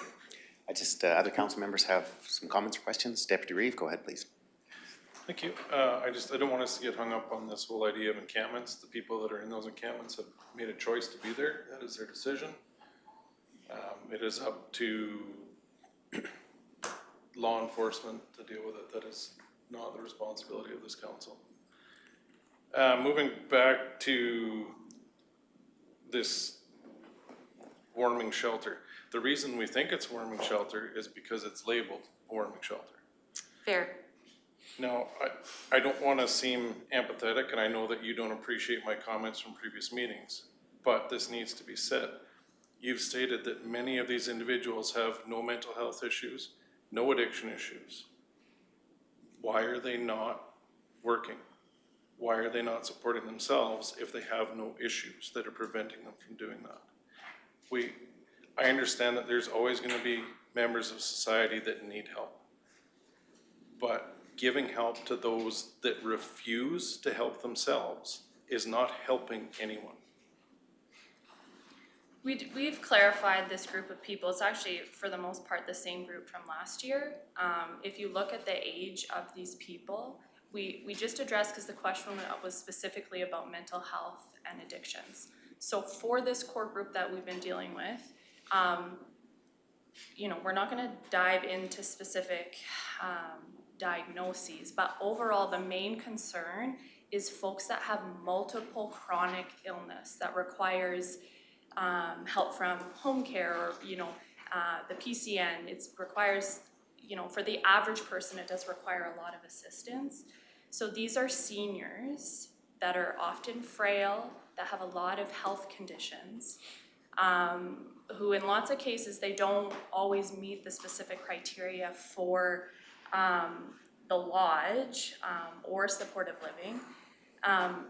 But in terms of like the day-to-day, they do benefit from being at the warming center, not only because of the weather, but also to have that contact. So if it's connecting them to home care or to a social worker, or helping them kind of address those more acute health conditions first before they're able to get a job, if that's If even possible for them. I mean, they're likely not going to, if I think of the guys that are there right now, that's likely. So are they seniors or are they 55? Because there's a big difference. True, however, someone who has lived unsheltered or unhoused, the way that the research supports them is that generally speaking, those people are about 10 years older in terms of their health outcomes. So when we say someone is 55, really we're dealing with someone who is presenting as a 65-year-old. And then I think there are distinctions, as you say, when we talk about a warming shelter versus a homeless shelter. The example is, so we had another individual that accessed our program sort of later in the program. He did struggle with some addictions. However, he had been working, but he was between jobs, and because of some family strife, he had to leave and he had nowhere else to go. So he was at our program intermittently. He did go back and get a job, and so he's not there long-term, right? So every individual's case is different. And there are some people that they do work, but to provide context around that, when the program ended at the end of March, we had been given notification at the end of February that it would end at the end of March. So I then called around to hotels to try to have perhaps like places, especially for the core group that we knew had other comorbidities, that it would have been very difficult for them to be out. There was nothing available, or there might have been for a night here or a night there, but there was nothing consistent. I mean, we're fortunate in this community that our hotel association, they're very busy, they're very booked. So in terms of some of those other options for people, they're just not there. Which would bring me to my next point. I've heard on a couple different occasions here today that you know where these people are coming from. And a lot of times they're just staying there because they can't get home. Mm-hmm. So as we've suggested in the past, the navigational system, a ride service, whatever you would like to refer to it as, why is that not something that's being considered by your organization? Because it seems like that would eliminate a lot of your traffic. That is actually being considered, which is why I also included the information about the Tamarack Transit Study. So the Tamarack Transit Study was completed roughly 3 years ago, and so there is suggestion within that study that there should be something like that you're talking about.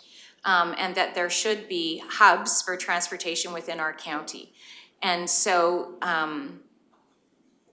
when that was completed, there was the possibility through the federal government to have grants applied for and administered through either the county or the town or collaboratively, and that didn't happen. So we did the research, we've put that forward.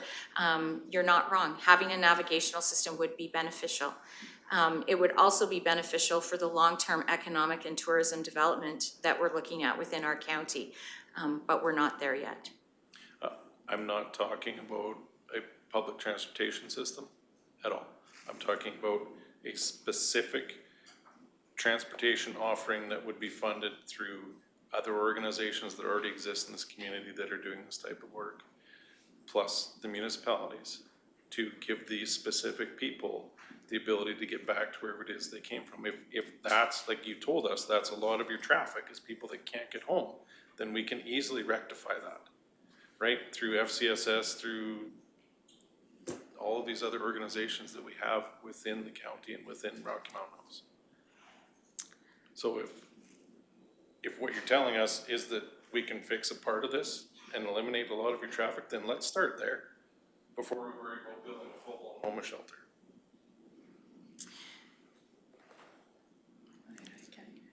Yeah, I don't think that falls under the mandate of our organization. So What? yeah. When we look at the Clearwater Regional Housing Foundation, what the purpose, mission, vision of that was, it's not necessarily doing that kind of navigation that you're speaking of. So And you're not wrong. A navigation system might be very helpful, but I also know the cost of that, for example, to get from here to Nordegg, it's actually more economical for you to just have somebody stay over. And for them to then figure that out through their own resources the next day. So you're telling me that your goal is to help people and you know where these people need to get to, and you're not willing to entertain the idea of a system that would allow them to get back to where they came from? I didn't say that We've at all. never said any. I didn't say that at all, Deputy Reeve. Well, you just said it was I'm just gonna not part of call, the scope I'm of the just gonna organization. interrupt here just for a moment. And I do have a question for administration. And it's gonna fall in line with the discussion that's taking place. Is there anywhere in the MGA, this will be a question for Mr. Simpson. Is there anywhere under the Municipal Governance Act that says a municipality is responsible for homelessness or warming shelters or to provide those facilities? Or would that fall under the responsibility of the provincial government? Well, off the cuff, I'm not aware of any statutory requirements specific to people in homeless circumstances, but there is an obligation of council under the MGA to create safe communities. We do receive funding from the province for deliverance of FCSS programs, although I'm not entirely sure how much they touch upon the subject of homelessness. There is also nothing, however, that restricts a municipality from launching a program to do that very thing if they were so inclined. Political will is everything when it comes down to it. If the mandate of the Housing Society here is limited to not include transportation, and council themselves wish to spearhead an initiative to stand up a transportation service, there would be nothing precluding that. It would maybe just be a question of doing some public engagement and asking if the taxpayers feel that the issue warrants the use of taxpayer dollars to do something that is outside of the mandate of the presenter, but still not precluded from being offered as a service by a municipality. So you could do it if you wished. I'm not sure specific to homelessness because there are provincial agencies that deal in that and have funding for that. But that could be a conversation with the appropriate minister at RMA if you wish to take that conversation further. Okay, thank you for that, Mr. Simpson. And you're correct, actually, in the preamble of the MGA, it does state that one of the obligations of municipalities to provide a safe and viable community, but that's only in the preamble. I was just wondering if there was a specific section that you're aware of in the MGA. And my concern, I'll just go a little bit further with this, is the province introduces things like Bill 28, which I would still like to have more clarity on that bill, but it removes some of the authority and autonomy of municipalities regarding zoning and development of aggregate.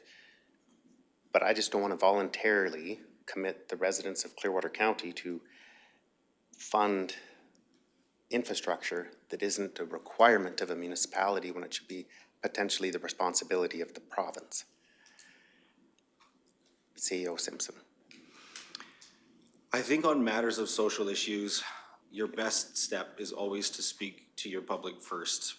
And if you have some ideas, as Deputy Reeve has intoned, that may reduce some of the local issue, then have a town hall on it. You can do coffee with council, you can do surveys, you can propose ideas and float them out, or you can just open it up to the broader conversation. I would be curious to know if the encampments are on Crown land, or if they're on private land, or if they're on county land, just from an enforcement perspective, to see if we have an obligation to step in on that or not. But you can never go wrong asking your public and ask them for guidance on how to address the issue, or if they feel that this is a pertinent issue that requires your attention or should be left to provincial agencies. Okay, thank you, Mr. Simpson. At this point in time, we do have additional time. We are doing good with time on this agenda.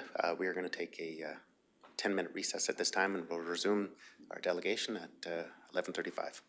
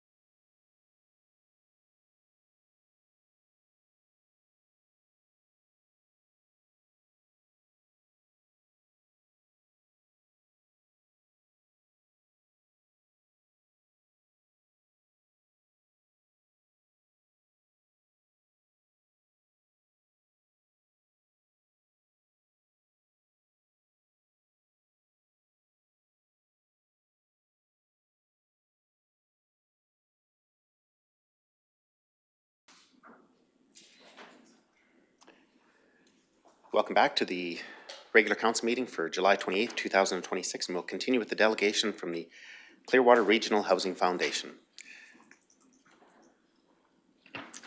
Thank you. I think just one other piece of information for today is really to just talk about what happened with the appeal hearing and the original development permit request that was put through in the town. That was met with some hefty opposition, as I said. The original program design that we had for that was that we would have a social enterprise component. So that looked like we would have a rooming house component where people, especially this core group that we're talking about, who could not afford to rent elsewhere in town, but because of what was happening with their health, still needed a viable place to be, that they would have a nominal fee to pay for that, looking at what we would consider affordable housing. So affordable housing means that people pay 30% of their income. The rent is not more than that. And so, as I'm sure you've been made aware, we don't have very much of that available within our community. Then it would also include the warming shelter component, and then that kind of overnight or sort of not homeless shelter per se, but that warming component. Alongside of that, we had hoped to eventually develop somewhat of a transportation program. The idea was that the rooming house and the transportation program would offset the overall operating costs of the warming shelter itself. However, based on the location, that was met with opposition, and so there were 9 letters of opposition, there was an appeal hearing, and there were 70 signatures on a petition opposed to that. And then there was also, my understanding, letters sent to the minister regarding the development of that within the town. Through the appeal hearing, though, what we did learn were a number of things in terms of what some of the concerns are from within the community. That location is paramount. And so that is also then why we're working with the Development and Planning Division within the town to try to find a proper location. Going back to the CAO's comments about doing community consultation, we've really taken that as this is really kind of the first round of community consultation in terms of what was given to us as feedback, what we learned. We did also learn that there is a great deal of support for moving forward with that. Again, because we would prefer to have people off the streets or sheltered so that people within our community are not dying from cold-related injuries. Or I might add heat-related injuries because from our perspective, heat-related injuries are often worse than cold-related injuries. Thank you for that. Councillor Letman, go ahead, please. Mm-hmm. So what you're looking for, but actually, how many square feet do you need? Like a community bathroom, everybody have their own bathroom? Like, what size of building? Do they have their own kitchen? What size of building did you come from? So I'm not allowed to say the location that Not the we were, location, yes, how many square feet, let's say? So what we have worked with, of course, is that we had one washroom that was available to everyone. That was a little bit problematic, especially when we consider people that are on medications, that have side effects, that have other medical issues, right? So we're not necessarily believing that everyone needs to have their own washroom, but having a couple of washrooms available.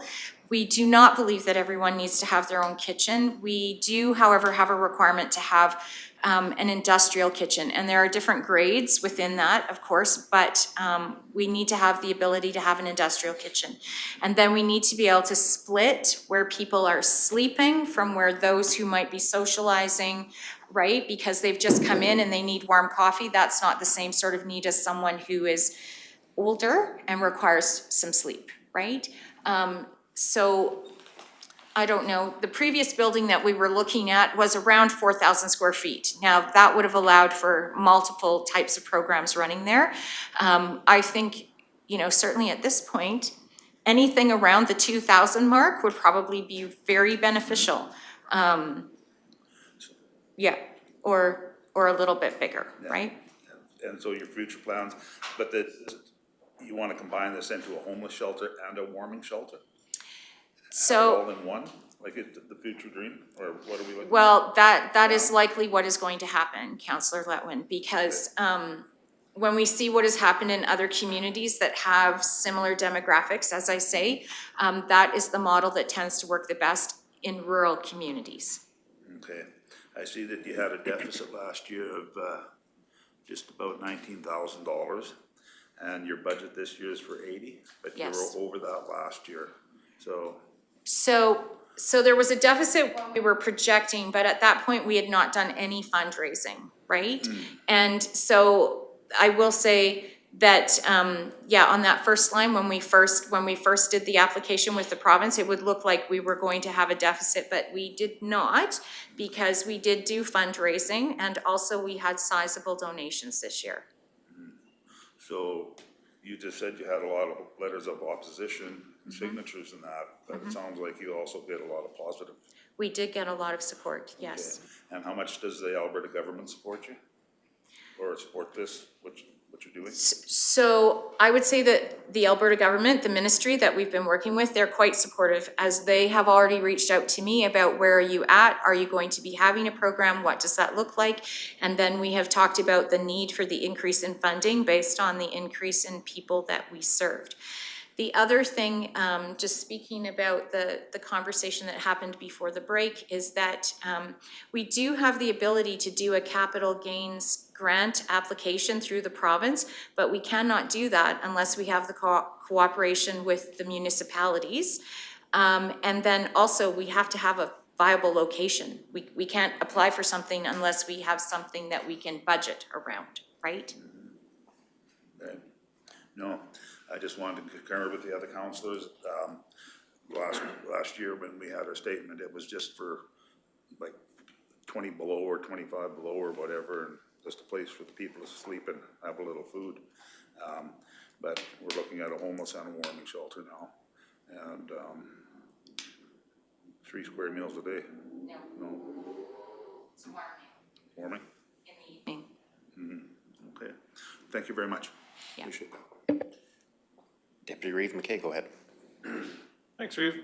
I just want to clarify from earlier, I wasn't suggesting that Clearwater County taxpayers fund any sort of transportation model. I was just suggesting that possibly transportation would be an option to alleviate some of the pressure on the housing association, as we already do fund the family services transportation. I believe we have 3 vans there. I don't know if there's some sort of synergy, some sort of way that we could work together. It would seem ridiculous in my mind if we couldn't make something work together, as we've already funded a great deal to that organization. But I mean, at the end of the day, to me, this isn't about giving somebody money to build a homeless shelter. It's about finding solutions so that we don't need a homeless shelter. That, to me, that's what's important. I really don't believe that creating a facility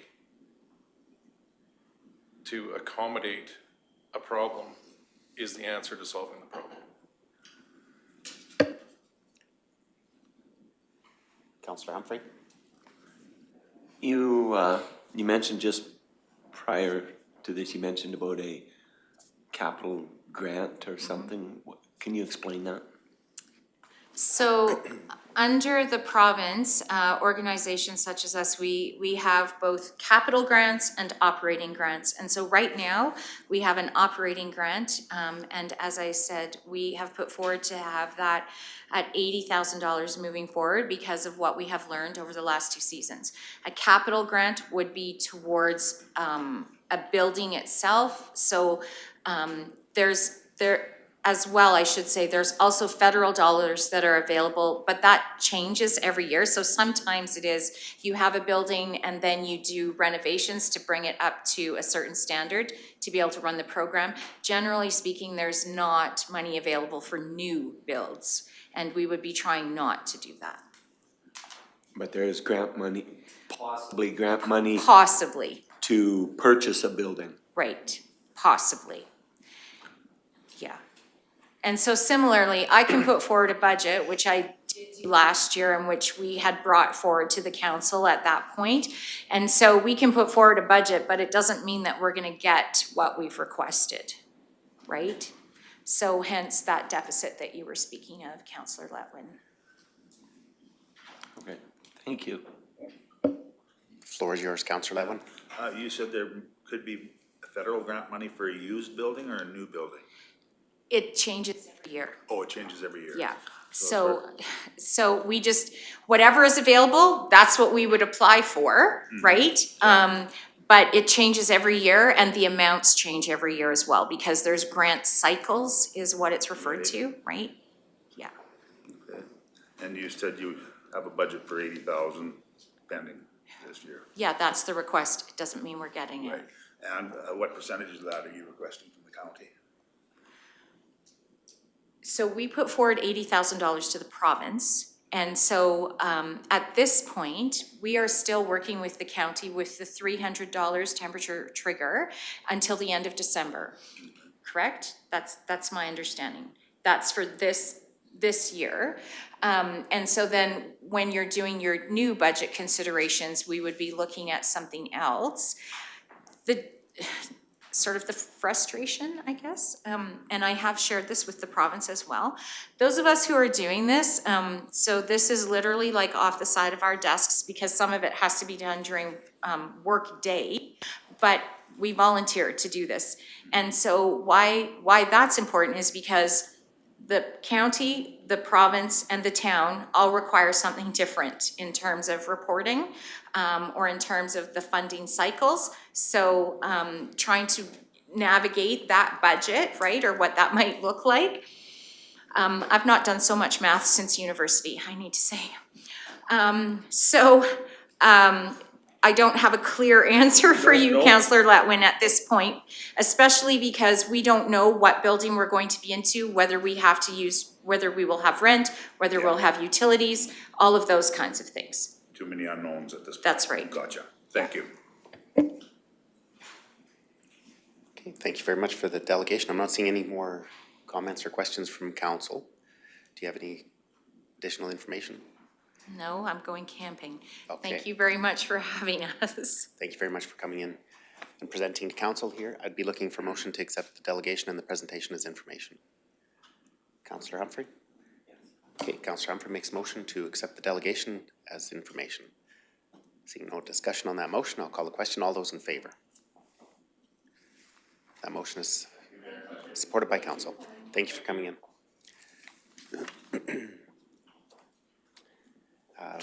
We'll move into reports at this point in time. After, just to give administration some advance notice, we'll resume item 7.3.1 after our recess that will be coming up, but we'll go into, unless I see Mr. Magnus, would you be okay with resuming? Okay. So I'd be looking, they're all here. I'd be looking to have a motion to lift item 7.3.1 from the table. Councillor McCulley makes a motion to lift item 7.3.1 from the table. I'll call the question. All those in favor? That motion is lifted from the table. We'll resume discussion on item 7.3.1, Gravel Road Network Maintenance Operations Program Review on page 80 of today's agenda.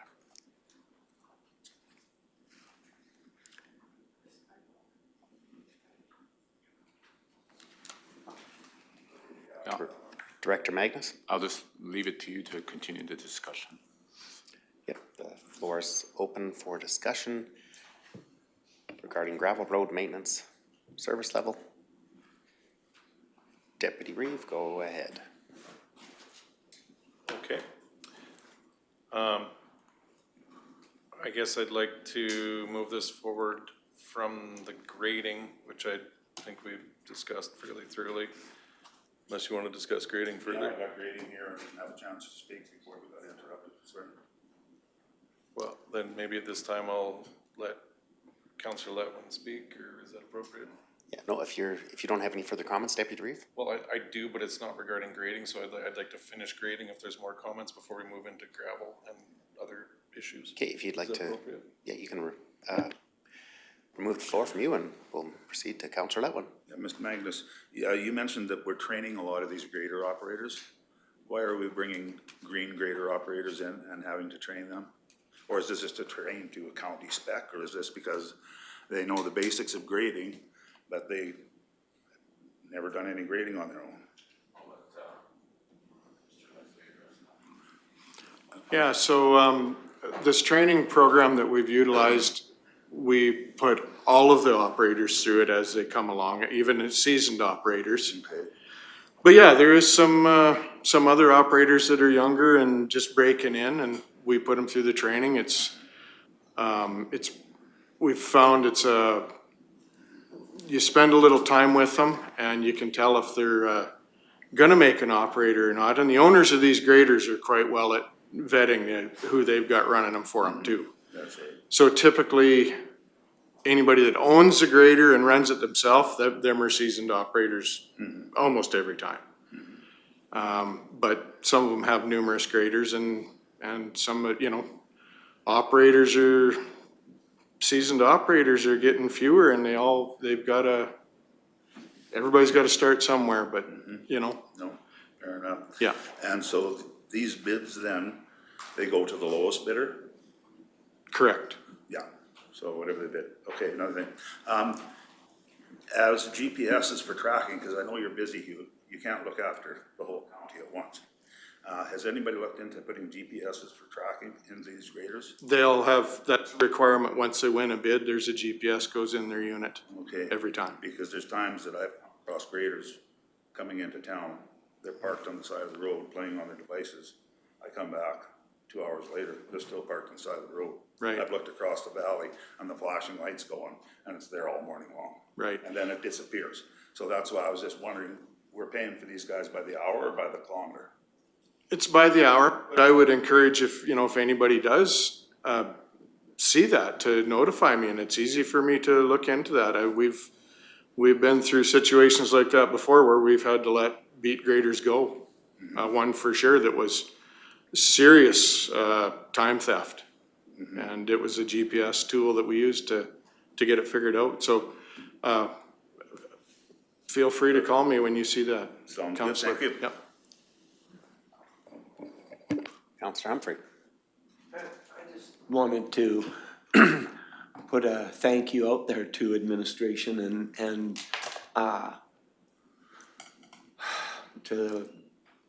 for the job that they've done. It's had to have been really trying with, first, we've been in a drought forever and it's hard to do anything when the roads are so dry.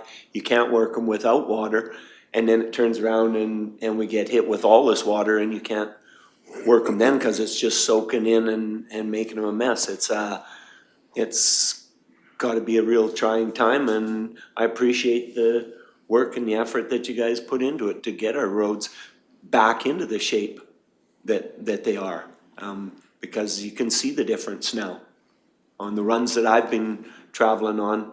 So I just think, thanks for doing what you do, and it's not easy. Weather is constantly trying to beat you up.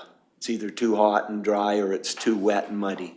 So, yeah, thanks again for all the work that is being done on behalf of the county. I do have a few questions regarding the gravel road maintenance. The use of wobbly packers on the rear of the graders. What would your experiences and the positives of having a wobbly packer on the rear of a grader? Our one contractor has a wobbly packer, one of Joe Mad's graders. It came with the grader they'd bought. We tried it out on a road. I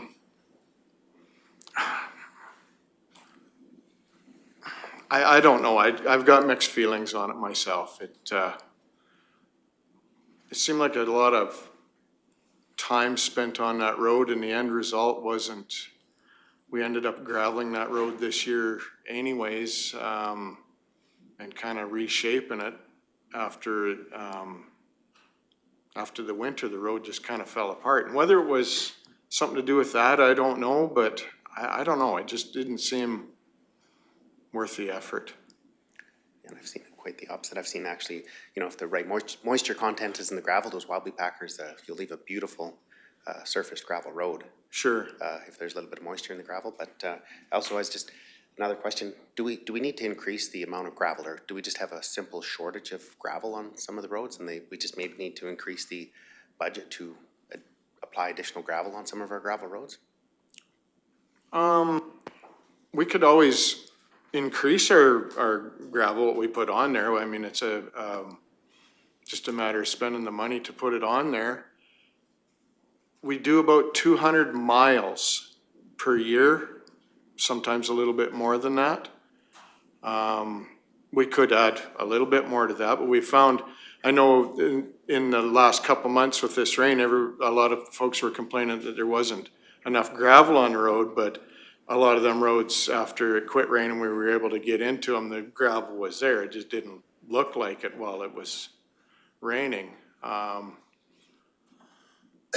And again, we've got different criteria for looking at where we need gravel, and a lot of that is the beat operators will let me know if they need gravel. And then I mark that on a map and make a plan for the year. I think there's such a thing on some roads as too much gravel as well, but you know, up north, we've got some hills we gotta deal with where, you know, too much gravel can definitely be an issue on them, and but nobody's gonna say no to gravel, I know that. You're right, you don't wanna apply too much gravel, it turns into a situation where you're almost driving on marbles. Yeah. Really, the lack of control in your vehicle. But one other question. Sometimes the roads will be in really good condition. It's extremely dry, but the road was graded, and now it's in, it almost looks like it's paved. It's smooth, there's no dust, it's extremely dry out, and then the grader goes down the road, and it creates nothing, but it's a dust bomb. And it's usually generally during harvest when there's lots of trucks and everybody's out combining, moving bales, and the dust plumes. There are residents that have asthma, respiratory illnesses and things like that, so I do get phone calls about the dust. But it's really bothersome to a lot of people why the road was in such good condition and then it was graded. And the dust is astronomical. So with the vegetation, just to go a little bit further, is it due to the increased vegetation creeping up onto the surface of the road that you would then need to grade the road to reduce and eliminate the vegetation that starts to creep into the road top? That's one of the bigger caveats to not blading a road, is that vegetation coming in for sure. Okay, and on that note, has it ever been researched or the impacts with the use of herbicides? If there was maybe an annual application, I don't know what it would look like for cost comparison or impacts one way or the other, versus if there was, say, Roundup, we have herbicide crews that apply. If it was just maybe, a small width just along the edge of the road, that could be an application of herbicide, of Roundup, or what that would look like versus the additional pollution and diesel fuel consumption with additional grading. So some people would not like the use of herbicides, but on the flip side, you were having graders going up and down the roads to manage this little bit of vegetation that's creeping into the road, burning often probably thousands of liters of diesel fuel, which is also polluting. Has that ever been considered? Yeah, I can, if I may, I can address that. Just prior to that, to Reeve Northcott, just going back to your question, a comment in regards to the budget associated with the graveling, if that would help. When we put our budget together, Mr. Leslie, and he, of course, is out there assessing the roads along with infrastructure and their crews, and we drive these roads, and along with the grader operators, they make their assessments and they provide us with the areas that require the gravel.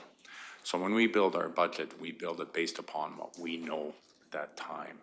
And so to say, are we lacking gravel or particular roads lacking in gravel? For that moment in time, when we come for budget deliberations, when we build that operational budget, it is based on what we know and the assessment that we've conducted throughout the year in regards to the next year's program and the roads that we need to gravel. So to say there's a lack of budget there for graveling, I wouldn't say that, because we give you with what we know, and that's in regards to the gravel we require, right? Back now to your question in regards to herbicide, again, that's as far as I know, We've not done any research pertaining to that. I'm not sure if Ag Services has as well done it. But again, that's a level of service level. And if that is something that indeed this council wants us to look into and potentially consider in the future, we're more than willing to do that. Again, that's a level of service if we feel that would be of benefit, if council feels that would be of benefit, and we can definitely look into that and do that research. I wonder what that would look like. The herbicide use would be very minimal because your application rate would be so small. On the flip side, there's often, trying to manage that vegetation on the roads, you're always left with the sods and the grass up on the road, so you spend additional time trying to manage that to be able to make a smooth surface road, right? So that vegetation that creeps up onto the roads is sort of a nuisance in so many ways. The last thing is with the condition of the gravel. When they get graded, when it's extremely dry and the roads are packed and they look like they're pavement, when those roads are then graded during those conditions, I noticed the gravel starts out at 3/4 inch crush or there somewheres in that nature, but as it gets graded during those dry conditions when it is severely packed, it seems to pulverize and really deteriorate the size and the quality of the gravel down to, over time it creates nothing more than just fines, increasing the need for additional graveling of the roads. What are the impacts of, could those roads be graded during, I'll see the roads, they'll after rainfall, they'll have a little bit of moisture. There won't be any graders for days. And then when it's rock hard and dry again, that's when the graders come out, it seems like. Or the use of a water truck. I don't know, just to have that information to be, if there was less grading, but maybe a water truck, what that might look like for budget implications and the grader rates. This is my last point on this item. The grader rates. For the graders to make, the owners and operators of these beats, are the rates too low? Are they too high? Or are they just right? Like is it maybe if the rate is too low, there's motivation to grade more often to be able to sustain the business, or does the grader rate need to be considered? Is my question.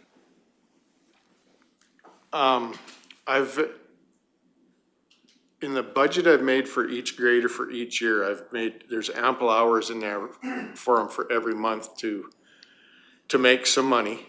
And again, they set their rate themselves. We don't set their rates. They bid that. And they feel they're making money. I mean, we've questioned it ourselves. How do you make money? But they get in there and then after 5 years, they'll bid again with the same. So okay. Apparently they're making money.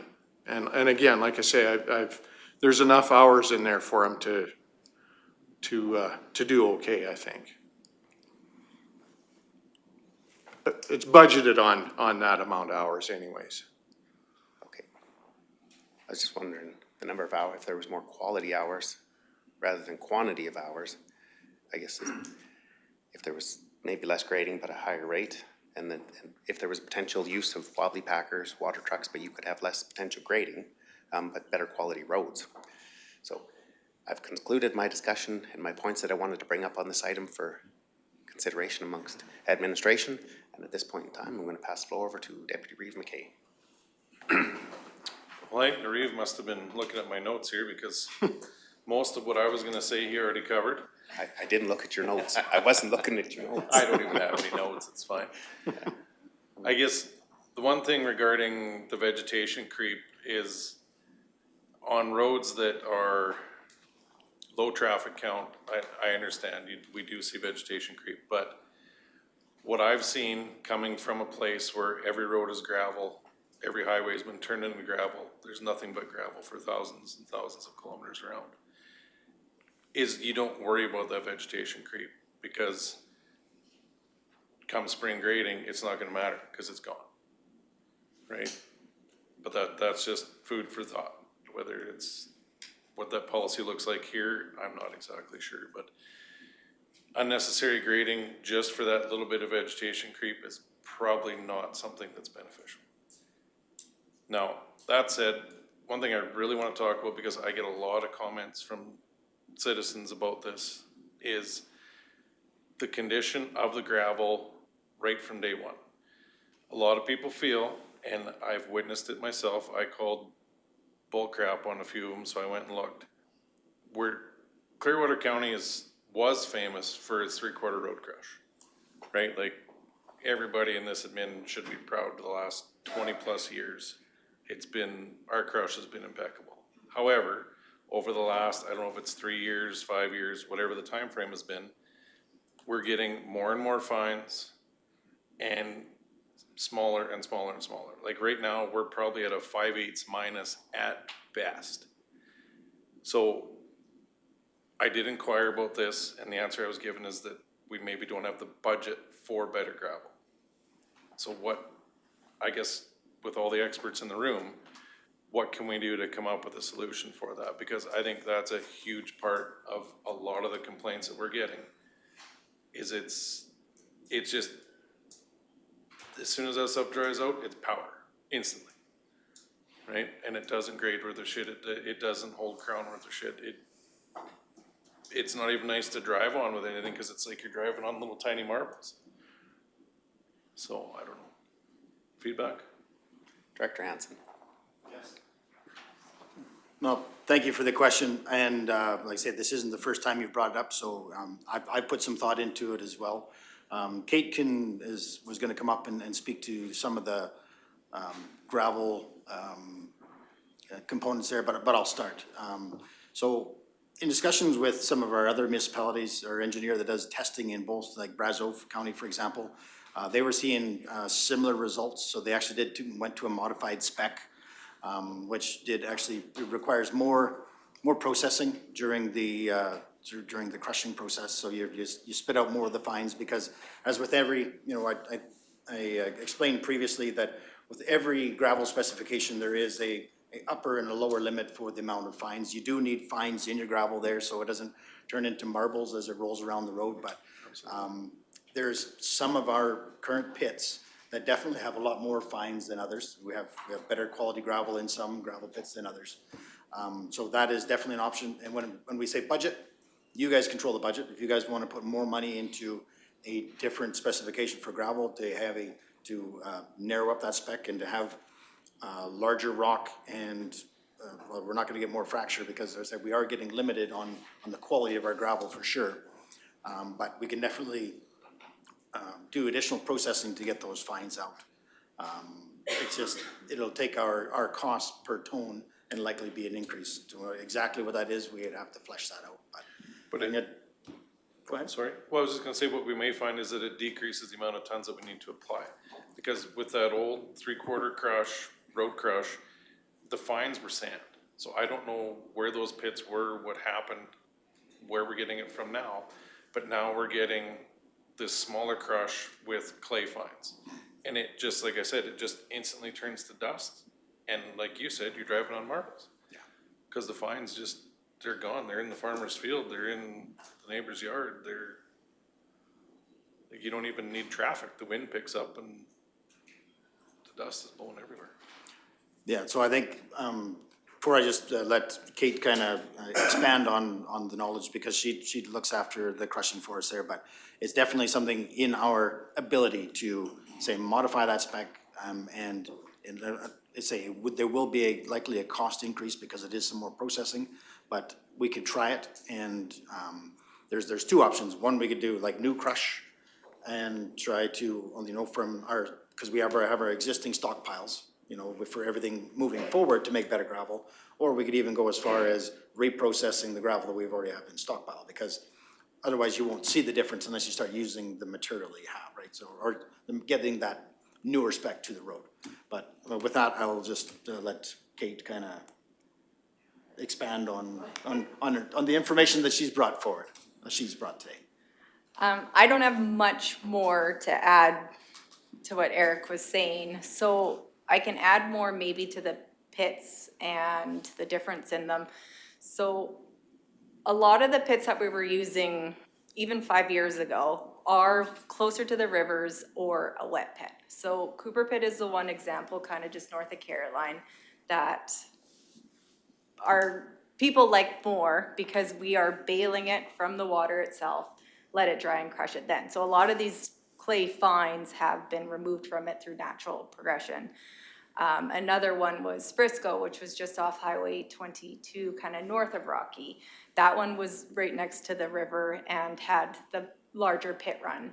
The pits that we've been operating now, since I've started, we've opened up are smaller pit run and more natural fines in it. And we aren't doing the washing cycle, so we can start eliminating some of that coarse sand, but again, like you mentioned, we are having issues with the clays and fines that are actually stuck to the aggregate itself.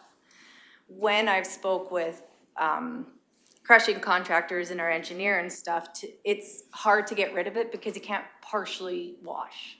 So realistically, if we can get closer to these rivers or kind of have wet, it is natural progression kind of help us. We got quotes in 2023 to do the double screening to get rid of some of the fines and washing itself. So in 2023, the double screening of this aggregate was $20 a ton, and the washing itself was $26. And in 2025, we crushed our 3/4 for $4.75 a ton. So there is a lot of that increased cost, and I've been in one webinar so far, and I have 2 more about the aggregate and the sources and harder to find. And I agree, our pits aren't the quality they used to be. And like Eric said, we can start having lower thresholds. So one of the counties so for our coarse sand, for the passing, it can get up to 30%. Another municipality did 25%, and they said it was like marbles. They did too much of the sand because the sand helps the binding. So they found a happy medium at 27%, and the cost of crushing is just more because there is more reject. However, we are rejecting in the pits we are now. So I haven't gotten quotes to reject more because I don't know what kind of fine line we want to meet it. But again, it's really hard to get rid of these fines that are in these pits with a smaller pit run and more natural sediment. So I guess immediately the first question that comes to mind is, are the pits that were good, you mentioned Cooper and Frisco, Yeah. are they done, or Frisco is is there done. nothing left there? It's reclaimed, we're just waiting for a reclamation certificate. Okay. Cooper is getting close. I foresee maybe 1.5 crush in there. We're running out of space to crush itself, so we're gonna have to just haul it to our South Cooper pit, which we have a development for, and crush there. We're hoping this south one, it is further away from the river. However, in natural progression, it will be a wet pit as we go. So we're hoping it will hopefully be similar, but it is in line to kind of be the progression of that Cooper, and we are moving about a mile south. So then, my second question, I guess, would be, these pits we've opened up that we're having issues with, why are we continuing to use that if we know that it's a problem? Because the ideal pits are gone. I actually did a tour of a potential option for a new pit, and it is closer to the river. However, working on the setbacks. By the time you get the setbacks from the rivers, which I think they've up to about 100 meters, setbacks from these wetlands, the surface area we can actually excavate is very small in 1/4, but we're working through that right now. It's just very, very preliminary. Like I said, I just did a site inspection. The pits that we have now,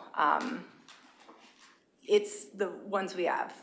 Ideally, I would love to get closer to a river, and it's just not available at this time. So we are exploring different options at this time. But those are the pits that we have at the current time. Okay. It's the investment that is made, the one was a private pit there, which is not great, out in the Prairie Creek country. There's a partnered pit with with Lacombe County, and that's probably one of the worst quality gravels, but it's such a huge investment that was made 15 years ago into the purchase of the land, the partnership that we have with Lacombe, and the accessibility to it. It's not great, but it's not, I know most of our team do not like it, but it's better than nothing, but it's not awesome by any means. we should strive to do a little better. Yeah, well, honestly, I can say it's such a huge investment, like we paid millions of dollars for the access to that gravel, so it's, to not use it, it seems like a disservice as well. I understand, I guess where I was trying to go with that, and I should have done a better job of, is that gravel that we could be selling to one of the large aggregate markets in Edmonton or Calgary or Red Deer they don't necessarily care about the fines nearly as much, right? And then we could use that revenue to support new pits. Right. So currently at this time, and it can be amended, there is a policy that we don't sell our gravel. We wanted to have the reserve in-house for that. It is something we can look into. Another thing too is we have a pit down on Coal Camp Road, Okay. way down south, the Alhatinda area, and that does have more ideal gravel. Oh, However, that's ours, way down there. Okay. yeah. It's just the locations of some of these pits as well, to haul it is costing, it costs us a lot to haul. Because once we get it into our central locations, that's when, say, graveling and construction will use it. They don't wanna go down to Coal Camp Road, an hour and a half away, to put it on a road up by our Larsgard stockpile site. So that's also something we can look into, is longer hauls. We have one on North Fork. That one's more decent, better, because it is closer to the river than, like Eric mentioned, this one in the Prairie Creek area or down at Burnstick. It just increased the cost to the graveling program and the construction program, and they've already kind of felt that with hauling even from Burnstick. We also have another pit down on 734 or 591 area, kind of west of Caroline, that has the decent aggregate as well, and it's something we can look into and start hauling further, but there is cost implications in the long run to our programs. Or perhaps it's short-term cost, maybe we have, say, a long-term benefit by using better aggregate. Honestly, I have to be honest, Mr. Councillor McKay, we haven't really actually, this is the first we've heard about, from a councillor about the quality of the gravel. And, seeing the effects out there, so it's fairly new to us, and we're happy to solve any problem that's identified or brought to us, or look for a better solution. I know when our teams are trying to look at their budget, we look at haul distance, we look at travel, and to try to, when we bring our budget in the fall, we're trying to keep it as cost efficient as possible. But there again, sometimes there is absolutely the fact of saying, let's spend more money on getting better rock closer to use the roads, because there's the long-term benefit. Sometimes you say it'd be maybe a short-term more expense, but maybe a long-term benefit. Mm-hmm. Yeah, and I mean, I appreciate bringing it up. I understand this is a very complex problem, and I certainly don't expect a solution today, but I really appreciate the effort that everyone's put into considering this and understanding the resident concerns. Thank you. Thanks. Excellent. Councillor Levin, go ahead. When I get complaints from my constituency, say on a chunk of road, and if I see it and it looks bad, is it okay if I phone you directly? And just say that, can you check this out? I'm okay with that. If that's okay with you, okay? I would prefer to Yeah, okay, just wanted to ask, give that a shot. And the fines, you said you screen your fines at the crushing? Sometimes up to 2 times? For the 3/4, so we don't wash the fines. No. So what we do is we screen for 5 different sizes. So the 20 mils, which would be the top end, 10 mil, 5 mil, 1.25, and 0.8. So we screen away some of our coarse sand, like finer sand, Okay. but not the actual like After it's crushed fines then, or of this. before it's crushed? After it's crushed. After it's crushed, okay. Yeah, so they'll go into the crusher. We have a sieve analysis every, say, 1,000 tons. And then we get those results, and if it's right in the middle, great, is our thresholds, and if not, then they reject and figure out what they had to fine tune at the crusher stage. Different than the old days. Yeah, yeah. We used to screen the pit runoff, so it was solid rock, and then they crushed that and mix it in with a regular crush. Oh, okay, To yeah. bring up your percentage of crushed rock. But Okay, now yeah. they've got these fancy power screeners, obviously, and everything else there too. And concur with Reeve Northcott there. I'd like to see those shoulders sprayed also. And, so that the grader can get to the shoulders and you can see, actually physically see the shoulder. Because there's places that, I've been that shoulders that far away from, of grass, you know, good foot and a half, 2 feet in places, so. Comments? Thank you.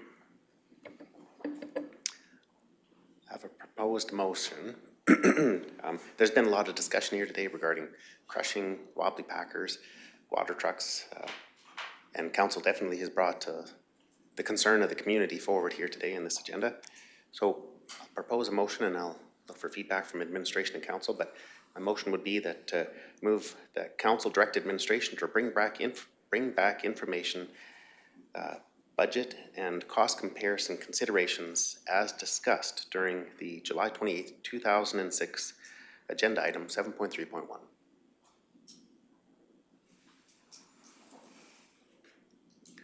That would capture all the discussion that has taken place today regarding wobbly packers, graveling, crushing.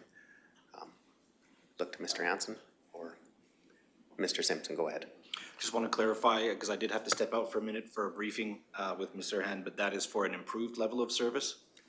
It would just be additional information coming back to council. Yeah, your objective for consideration. Yeah, just to get that information. There would be no. But you can't decide until you have the info. That's that correct. much is clear. But hopefully, from what I'm hearing, if there's an expectation of more rigor in screening out fines or additional spraying on the roadsides, you know, to get those shoulders clear, which is over and above kind of the process that we're doing. The goal may be to improve the quality of service, right? A service level conversation, and you need that information from us to provide to you to make that decision, yes? Yes, and to, yeah, for council would have that information for cost comparison and budget considerations and all of that information that has taken place during this discussion on item 7.3.1. Okay, thank you, your worship. Is there any further comments? Go ahead, Director Magnus. So could you just provide clarification? You're looking at costs associated with the herbicide spraying, the amendment to our crushing in terms of how we crush. You want the cost put together for that? And what else was there, just for clarification I do know purposes? that this meeting is live streamed and recorded. But there was the discussion of wobbly packers and what that may look like. Okay, wobbly packers, yeah. If there was, you know, if that was to be implemented or the potential, not that it's being implemented today, this is only for information to come back to council for consideration. But if all those items that we've discussed here today, if that could be, information could be brought back for council consideration. Okay.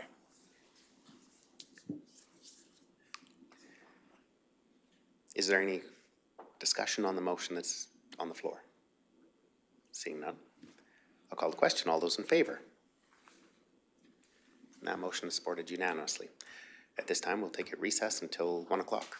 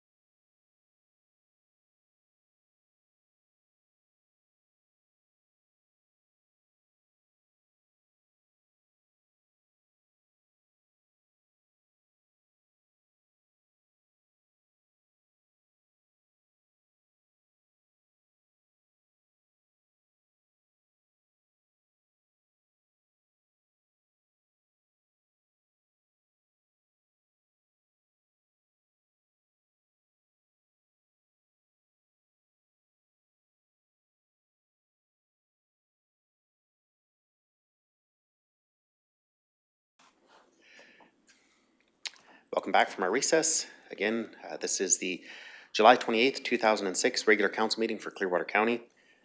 Moving on into today's agenda, we'll be moving into item 8, which is reports, and I'll move into item 8.1, Chief Administrative Officer Report, on page 90 of today's agenda.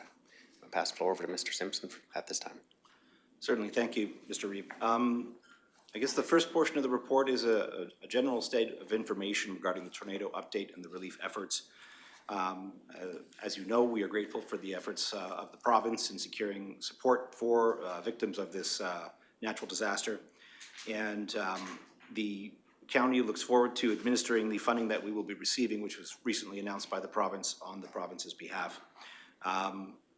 I guess to that end, we ask that residents who are affected be forthcoming in their disclosure with the county staff so that we can make sure that they receive the full value of whatever is not insurable under their claims. Moving forward, just a note, perhaps if you're out in the community, to speak to the RMA Secondary Scholarship Program, or post-secondary rather. The deadline for applications is the 28th of August, and each scholarship in the amount of $1,500 will be awarded to 6 applicants. So the purpose of this scholarship is to encourage young rural Albertans to pursue further education and enhance the ability of those young folks to make a meaningful contribution to their communities in subsequent years. Beyond that, a note for council on the subject of broadband, which I am getting up to speed on from staff on a day-to-day basis, I guess, that there is a Alberta Rural Connectivity Forum that is happening this September. It is being led by Rural Connect Limited, and it is building on a foundation established by Sabera. The forum has long been the premier event in the province focused on economic and social values that broadband brings to rural communities.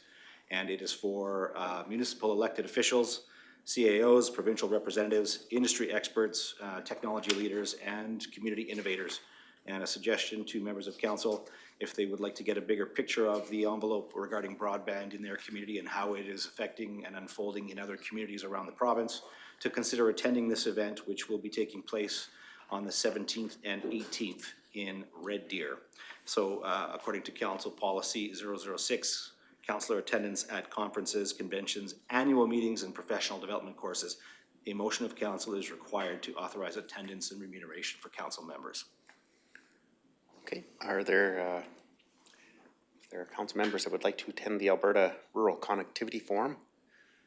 I'll move the council authorize attendance and remuneration for attendance to the Alberta Rural Connectivity Forum.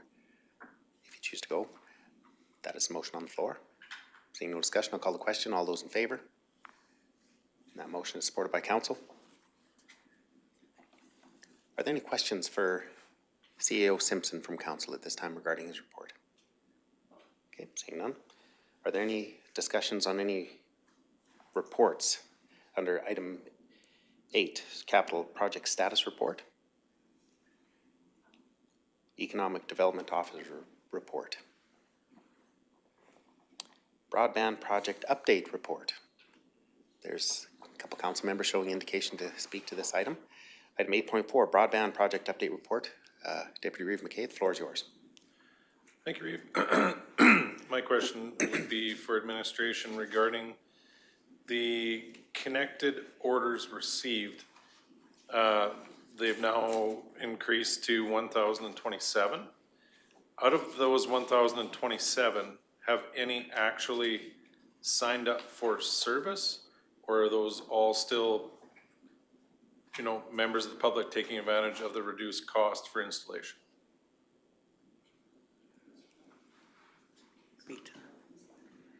Go ahead, Mr. Ann. So none of the connections have been made where they've actually been able to sign up yet. So we're not sure yet how many of those will choose to actually take advantage of the service. And what is the time frame that we'd be looking at before those connections would be available? I could have swore that we were left with the impression that would have been earlier this year when some portions of the network would be online. I do believe they are very close to having them. I don't know what sort of time frame, like a few weeks. Still doing some preliminary, I don't know if testing's the right word, but, and then September, I think, is when they're thinking that they will have a more substantial number of people available to be able to access the services. Okay, and then at that point, we would be able to know how many subscribers, let's say, there were. Right. And not just installation. Right, and I don't know, like, how the installation is going for these, like, if we get 100 of them a month, or how quickly the installers are getting people out and the actual physical, cables and, or fiber and boxes are being installed on the houses, so as more of that happens, then of course there will be more information as to how many of them will be signing up for services. CAO Simpson, go ahead, please. Just a note, if I'm guessing this process right, so the 1,000 folks signed up represent the 1,000 connections to the property and the building. And they are, I think they're in alpha testing of the network, then they'll move to beta. That's mostly testing the stuff on the back end with their software to make sure everything works smoothly, finding any ghosts in the machine, any glitches. That includes software testing, that includes hardware testing, and it will, once complete, the goal is to make sure that when it rolls out and ISPs are connecting customers, that everything is flawless. We have to make sure that everything is in perfect working order for that. Just, I guess, to preserve the integrity, the reputation of the project. The last thing we want is to roll out early before final testing is complete and then have an issue that sort of tarnishes the reputation of the work that's done already.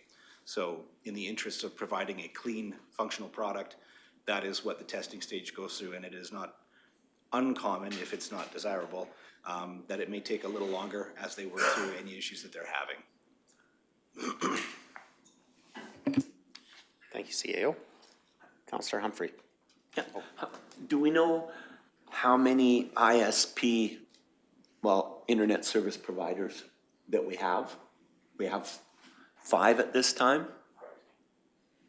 Okay, and what is our end goal looking like? Are we gonna, is 5 the number, or will there be more? CAO Simpson. Given that it's an open access network, I don't know if there's a limit on the number of ISPs that we would get. The goal is to make sure that every ISP that signs up to deliver service on our open access network is of a certain quality of standard for delivery and consistency. So they have to be vetted to make sure that the components they're using talk to our machines and equipment, or rather our equipment and software, so that the user experience is the same no matter which ISP you're signing up with. Yeah. Thank you. Councillor McCulley. When is the expected live date of the network?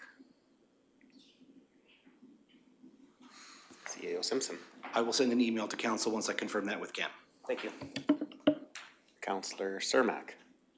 Yeah, just for the people out there, do these ISPs come around to each location, or do you have to do this on the internet, or what's happening with that? How do you know which ISP to get? I've had some questions on that. My understanding of the process is that they would have to go to each house, and so a marketing team will go and provide them the option to sign up. They will have the ability to choose which ISP they want to go through, and then that ISP will send crews. So depending on how many installation crews any internet service provider has will dictate the speed at which they can sign up those 1,000 or so residences that have the connection to their property. So they will come to the property, each ISP. No? Okay. So when they get logged into that box will allow a gateway into a site where it shows all the different ISPs and the services that they provide, and they just choose which one. There will be marketing out there, either through social media or however each ISP decides to market their product. But as far as them choosing an ISP, there's a gateway that once that box is live, there's a site that they go to and they just choose which one. And if that ISP isn't providing the service they want, they just go back to that site, say, I'm gonna discontinue with this ISP and I get to choose this one. So it's a gateway that they get to choose. So where is this gateway at? On the internet, like when they get their Our box. internet? When they get the box and it's connected to fiber, that's The gateway to get onto that fiber is this site where they choose their ISP. I'm confused. So this box is put on the side of my house, let's Yep. say? Yep. So then And you're, without an ISP, I can hook to it? well, yes, it will only take you to the site where you choose which ISP you want. You can't just surf the net from there. You have to choose an ISP first and which services that you want. So my computer will automatically hook up to this box. That's and I the choose default. ISP. Yeah, that's the default site that you'll see when your computer hooks up to that box.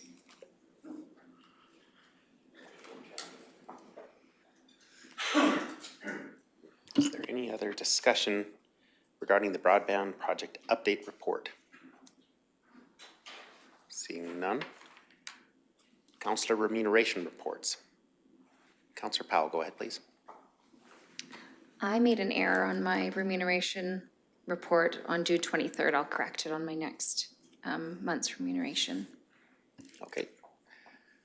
Councillor Letwin. Haven't had a chance to go completely through my diary or everything, but it looks like I've made a mistake or two mistakes here, so I'll make a correction on the next remuneration.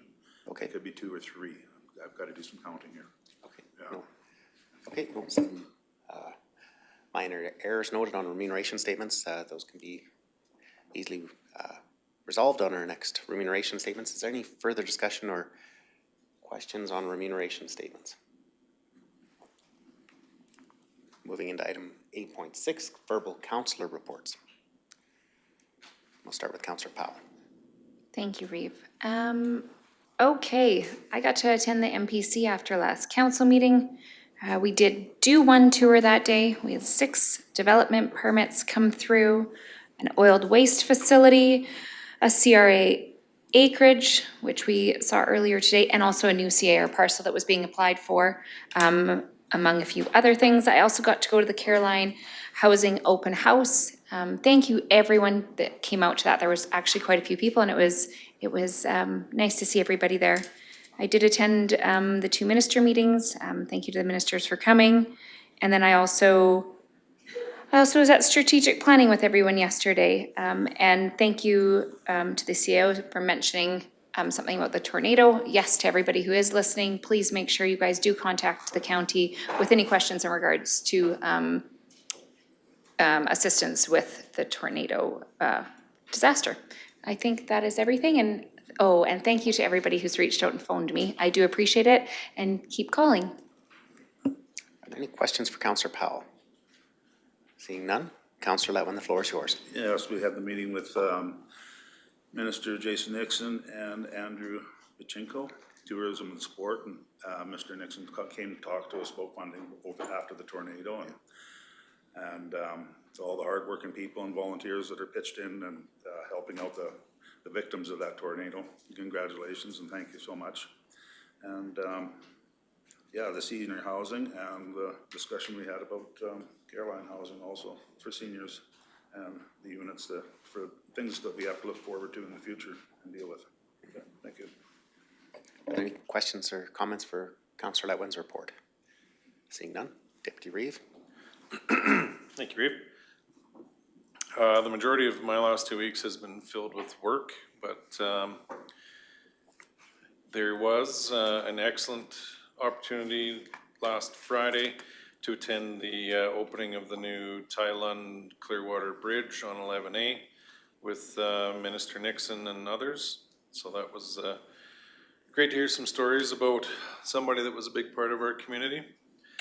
And then again, as other councillors have stated, we met with Minister Bordencheko and Minister Nixon here after that. Then we were able to announce some bridge funding as well from the province with Mr. Nixon. So that's all positive. Other than that, a lot of phone calls, a lot of great conversations with residents about, well, everything from roads to broadband and everything in between, but like Ms. Powell said, I really appreciate the input from everyone out there. Thank you. Are there any questions for Deputy Reeve McKay? Seeing none. Councillor McCauley, the floor is yours. The big thing would be to thank all emergency services and, excuse me, and everyone who pitched in to help out after the tornado. It was really nice to see all the community come together and everyone really pitching in to make a difference. I have a lot of the same things on the schedule, but I think we did a council visit to the Nordegg Colliery site and it was fantastic on the 16th, and I would really want anyone who hasn't been out there or hasn't been there recently to go out there and have a look at that site. It's really something to be seen. And there's, last Friday, the meeting with Mr. Boyjenko and Nixon was really good, neat to see. It was good to have two ministers in the same room talking to them. That was my weeks. Any questions for Councillor McCauley? Councillor Cermak, floor is yours. Thank you. On the 16th, I attended a tour of Nordegg. We got the van here at the office and went out there. I thought it was a great tour of the mine site. I think that who's ever looking after that is doing a bang-up job of keeping the oil history going. I think it's all good with ag and community services in our administration. They're doing a great job out there. On the 17th, I was on the Heritage Advisory meeting. I had to excuse myself because the museum at Caroline had put in a price for $1,500 for our annual event of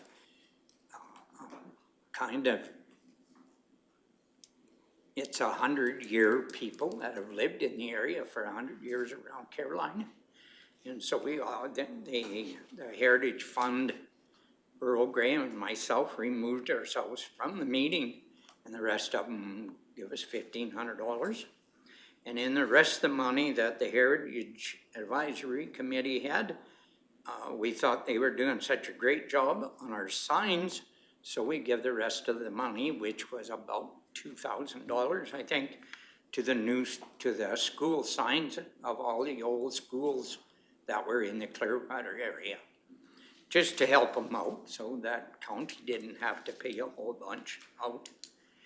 And then we had, on the 20th, we had the Caroline Senior Housing in Caroline with V3 doing the report. We had a great turnout there at the hub, I thought.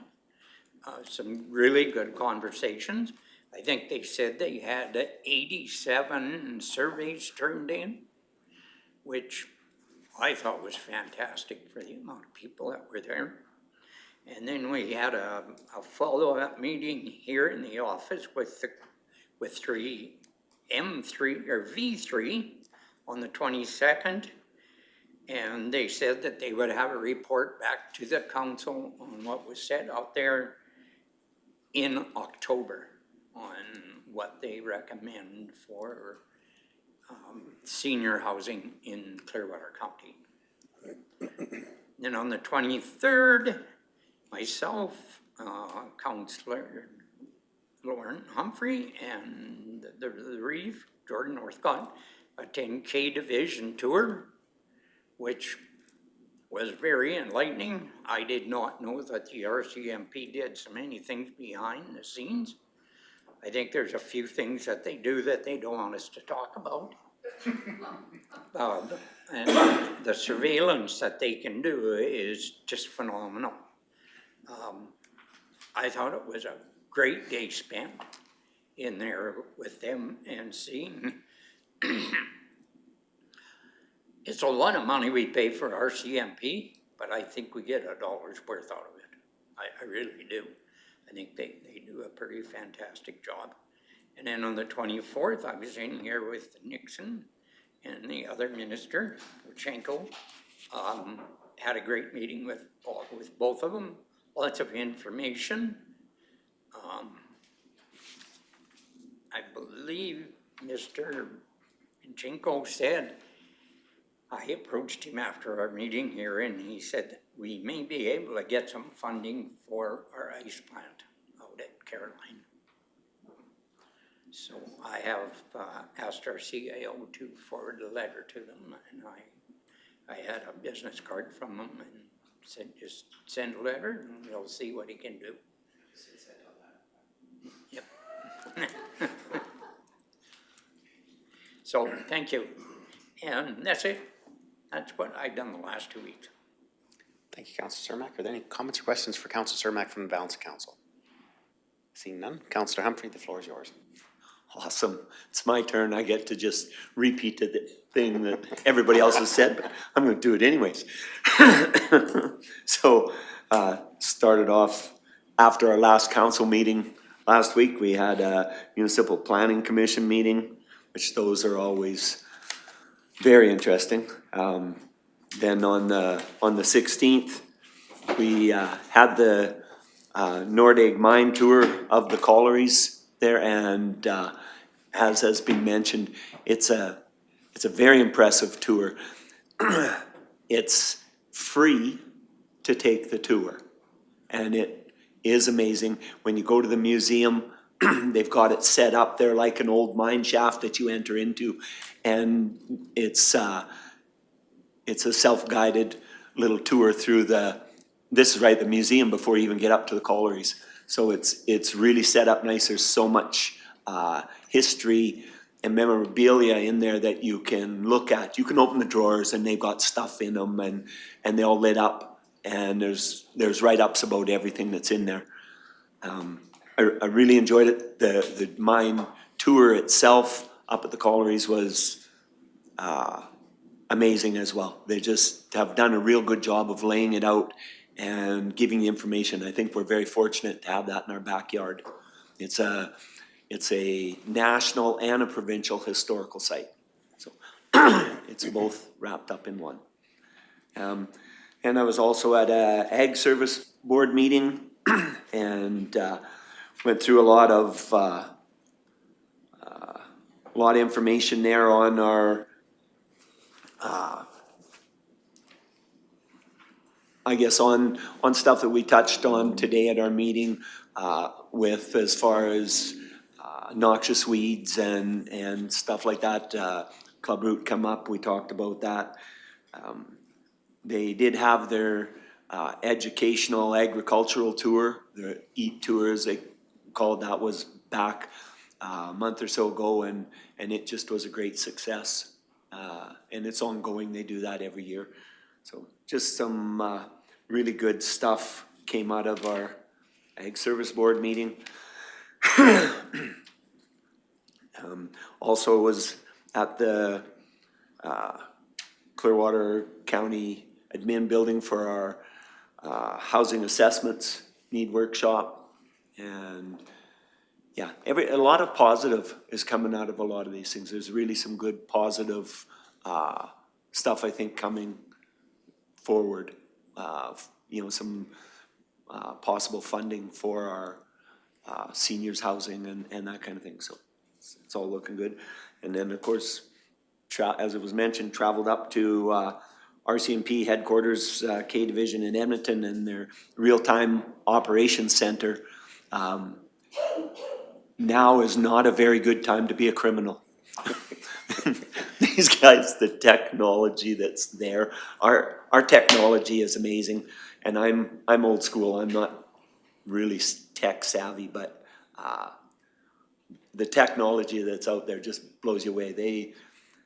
The stuff they can do, they can pinpoint on. If somebody's being chased and they throw something out, they know where it is. They've seen it. They got a pinpoint on it from the eye in the sky, so to speak. So the technology's there, and it's just getting better every day. So criminals beware. We also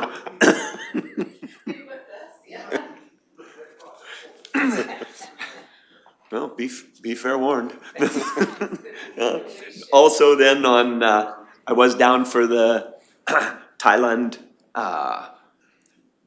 North Saskatchewan River Bridge and unveiling, and that was very awesome.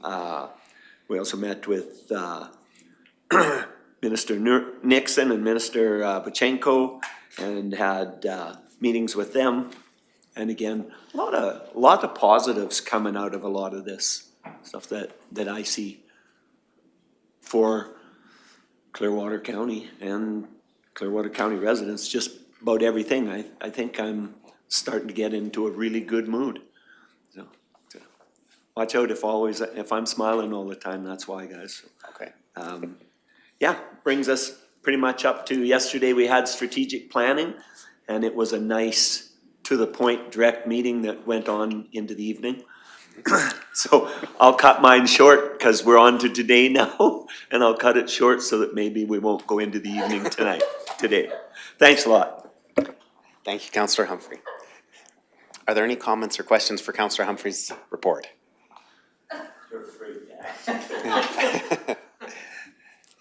Okay, I'll start with my report. Many of the events that council has attended, I've also attended, so thank you very much, whether it was the Municipal Planning Commission, the seniors viabilities reviews. So I've attended many of the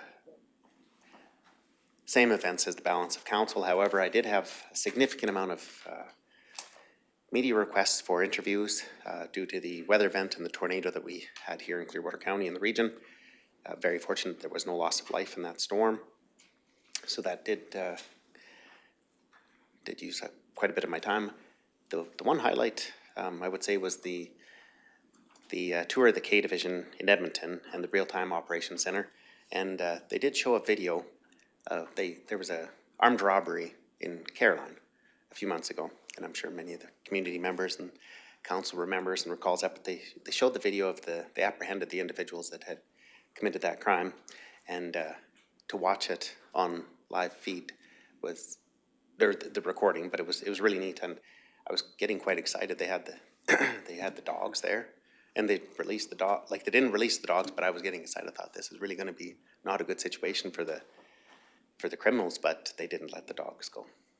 But they did apprehend the individuals, and it was really neat to be able to see it. So, like Councillor Humphrey said, technology is advancing, and to be in the criminal activity sector is probably maybe not the best time, or it's getting more, it'll be more difficult for them. But it did also justify some of the RCMP, the requisition and the request for municipalities to pay for some of those services and the benefits that they bring to the community. Aside from that, I was unfortunate I was not unable to attend the unveiling of the renaming of the bridge due to prior commitments. So I was unable to attend that, and I was also unable to attend the ministers' meeting with Minister Brachenko and Minister Nixon that the balance of council was also able to attend, and again due to previous conflicts in my schedule. So that concludes my report. Are there any questions from council? Councillor Cermak. Yeah, in my report, and maybe Lauren and Jordan can corroborate this, when we were in there, one thing that really stuck in my mind, and I thought it was stuck in my mind, and I was going to report it. They said if there's a criminal action going on or something is taking place, please report it to the RCMP. There are so many people now that they see something happening and they're not reporting it. And the RCMP would really like it reported, even if they don't go to where the crime was committed or anything. Please report it so they can plot it on their screen. Every one of those recordings or phone calls that they get, they've recorded on a screen, and then they know which areas is being targeted, and then they can put resources out there. So even if you'd think that it's not something that you want to report, if it's a criminal action, please report it so they can plot it on their screen and they know where all of this is happening. They say that they're getting so many phone calls saying that, well, it happened 2 weeks ago and we didn't report it because we knew you weren't going to come out and take a look at it. They just ask, please report them all so they can plot them, even if they don't come out to them. Do you guys remember them saying that? Oh, yeah. Yeah, that's brought up before, yeah. Yeah, it was pretty important. They thought that they wanted to. Database. Yeah. Yeah. And thank you, Councillor Cermak, for bringing that up. And there was also, it's called the Alberta RCMP app. And on that app, you can also report, criminal activity or suspected criminal activity. You can report it on that app as well. So thank you, Councillor Cermak, for bringing that up. Are there any other comments or questions? If not, we'd be looking for a motion to accept Section 8 of today's agenda, reports, as Councillor Humphrey. Okay, Councillor Humphrey makes a motion to accept reports under Section 8 as information. Seeing no discussion, I'll call the question. All those in favor? That motion is supported by Council. Moving into correspondence. Is there any discussion under items of correspondence? I do have one question. Oh, sorry. Go ahead, Councillor McCauley. I think we probably should discuss the letter from the town of Rocky Mountain House. Absolutely. I think the thing I had questions on staff on this, and to give the situation, let's pretend that Rocky Mountain House goes ahead and builds a complex without Clearwater County talking about it. In the future, if Rocky Mountain House, because we have our ICC, if they say that Clearwater County residents are using it with the agreement, we would be responsible for a portion of those costs of that building. It kind of makes sense to me. With something like this, I'd really like there to be there negotiating or talking about what is there or what's getting put there, because if we're the ones that end up having to pay for a portion of it, whether we want to or not, I'd rather be there with right from the start rather than kind of being handed it. No, you have to be there and you have to pay for it. So I think, going from a perspective is they're moving forward with the start of getting some stuff together, and we're sort of responsible for walking along with them.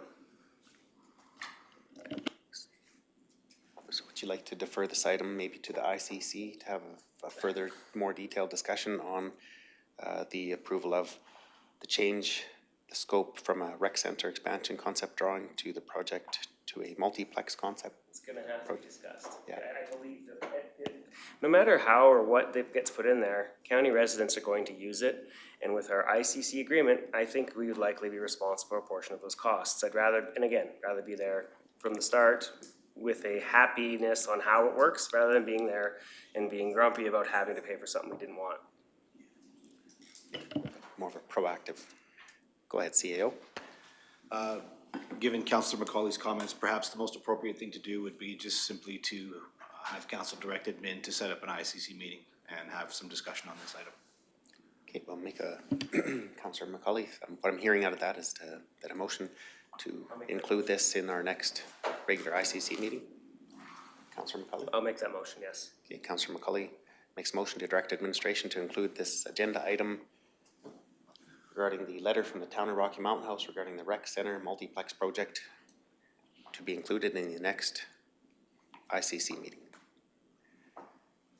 Councillor Humphrey? Oh, mine. Is there any questions on the motion? Councillor Letwin?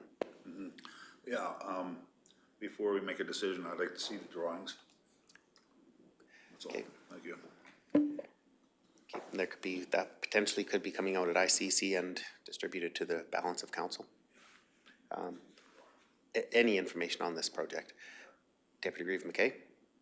Actually, I guess my only concern with taking the ICC approach is that how many members of council are on ICC? There are 3. So the balance of council isn't going to have the opportunity, while the entire town council already is very involved in this project. And from what I have heard, it is a very, very extensive and elaborate, expensive, massive idea of a project. Like, I don't know that it's something that ICC, well, I don't know what the proper protocol would be. Like, it seems like it should be an entire joint council. I'm going to defer to Michael, Discussion. CEO Simpson. Go ahead, please. The Deputy Reeve makes a fair point, and I myself and other municipalities have eschewed the specialty committee approach because sometimes I would also prefer that my entire council gets the same crack at the cat. If it behooves council, we can ask Rocky Mountain House to send a representative or two to make a presentation to the entire council, either in open or closed. I'm not sure where it sits on their agenda, whether it's been publicly discussed or not. And then you guys can get access to all the same information at the same time. Would that be helpful? Yeah, and just a reminder, there's nowhere in the bylaws regarding the ICC, the balance of council is open to attend the ICC meetings. Okay. As long as it's not enclosed, I'm being reminded. Yeah. I don't see this being a closed session item, so. Okay, good. Just to make a note of that, if the balance of council would like, the invitation could be sent to all of council to attend that ICC meeting. So stick with the ICC then? And then come as you may? In my opinion, that would be the appropriate location to start this discussion. If there's further discussion needed after that, that can always be arranged at a future date, but to get just some additional information on this agenda item here today before us, I think it's the right avenue to take at this time. Deputy Reeve? Yeah, as long as the balance of council is notified, because I've never seen notification of an ICC meeting. So I don't know how. Well, so currently yeah, we can extend it to all members of council, given the subject matter, if that's all right, Mr. Reeve. Right, at the, when we do the organizational meeting of all the boards and committees, all of the balance of council isn't notified of every single organizational meeting that they attend. It's only the individuals that are sitting on those boards or committees, which would be the ICC, would be Councillor Powell, Councillor McCauley, and myself. So the balance of council, yes, would not get invitations, but specifically to this item, if we could just request that all of council, Clearwater County Council, get an invitation to the next regular ICC meeting, please. Certainly, will do. Thank you. Councillor McCauley? Maybe one step further, and instead of an ICC, call it like a special meeting in between both councils. And then everyone's included and involved, and it's with a specific subject about this building. I don't mind changing my motion to that. You are the master of your process, council. If that's how you would like it, that is what we will set. Absolutely. I think just for the fairness of everyone to want to be included in it, I would like it to be, the offer to be to both full councils. It's a big enough project. I think that's a good call. An introductory meeting to the topic. Yeah. I'm looking to the Reeve for direction. Yeah, I'm just trying to, we had the ICC with the balance. If that's not seeming to be the right approach, try to find it, do we need to maybe suggest it's getting a little bit more in depth, maybe a workshop? I don't have any background information on any of this as well, so. Council to council? Yeah, are we looking to just schedule maybe a workshop then? Is that the desire of the council? Okay, so then what we'll do is we'll withdraw the motion from Councillor McCauley.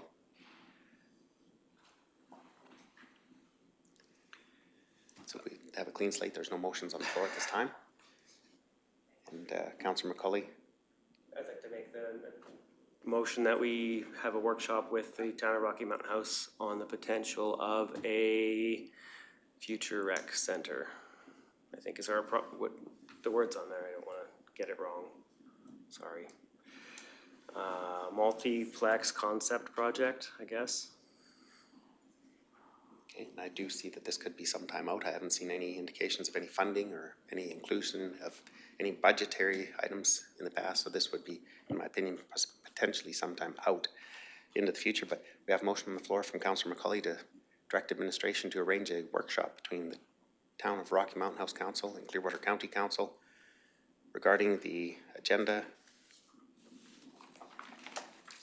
regarding correspondence item 9.3. No further discussion? That's correct, yeah, the letter from the Town of Rocky Mountain House, item 9.3. No further discussion, I'll call the question. All those in favor? Motion is passed. Is there any other discussion on any other correspondence items? No? Looking for a motion to accept correspondence as information. Councillor McCauley makes a motion to accept correspondence as information. Call the question. All those in favor? Motion is supported by council. We do have are there any notices of motion? I haven't seen any come forward, and I'm seeing none at this point in time. Item 11, closed session. We do have a closed session item for today. Be looking for a motion to go into closed session. Okay, Councillor Letwin makes a motion to go into closed session. I'll call the question. All those in favor? And that motion is supported by council.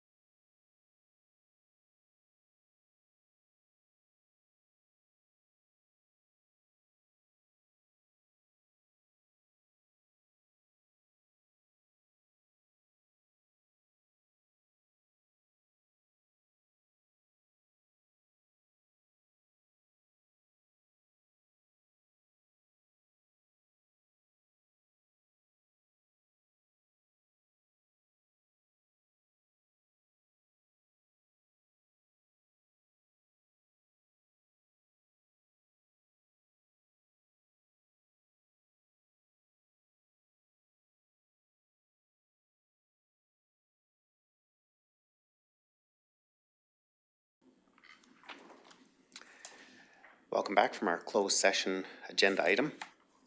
Coming out of closed session, we do have a motion. And I'll pass the floor over to Councillor McCully.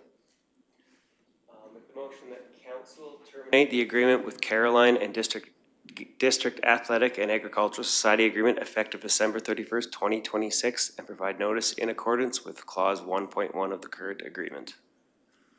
We have a motion on the floor from Councillor McCully that council terminate the agreement with Caroline and District Athletic and Agricultural Society Agreement effective December 31st, 2026, and provide notice in accordance with clause 1.1 to 1.1 of the current agreement.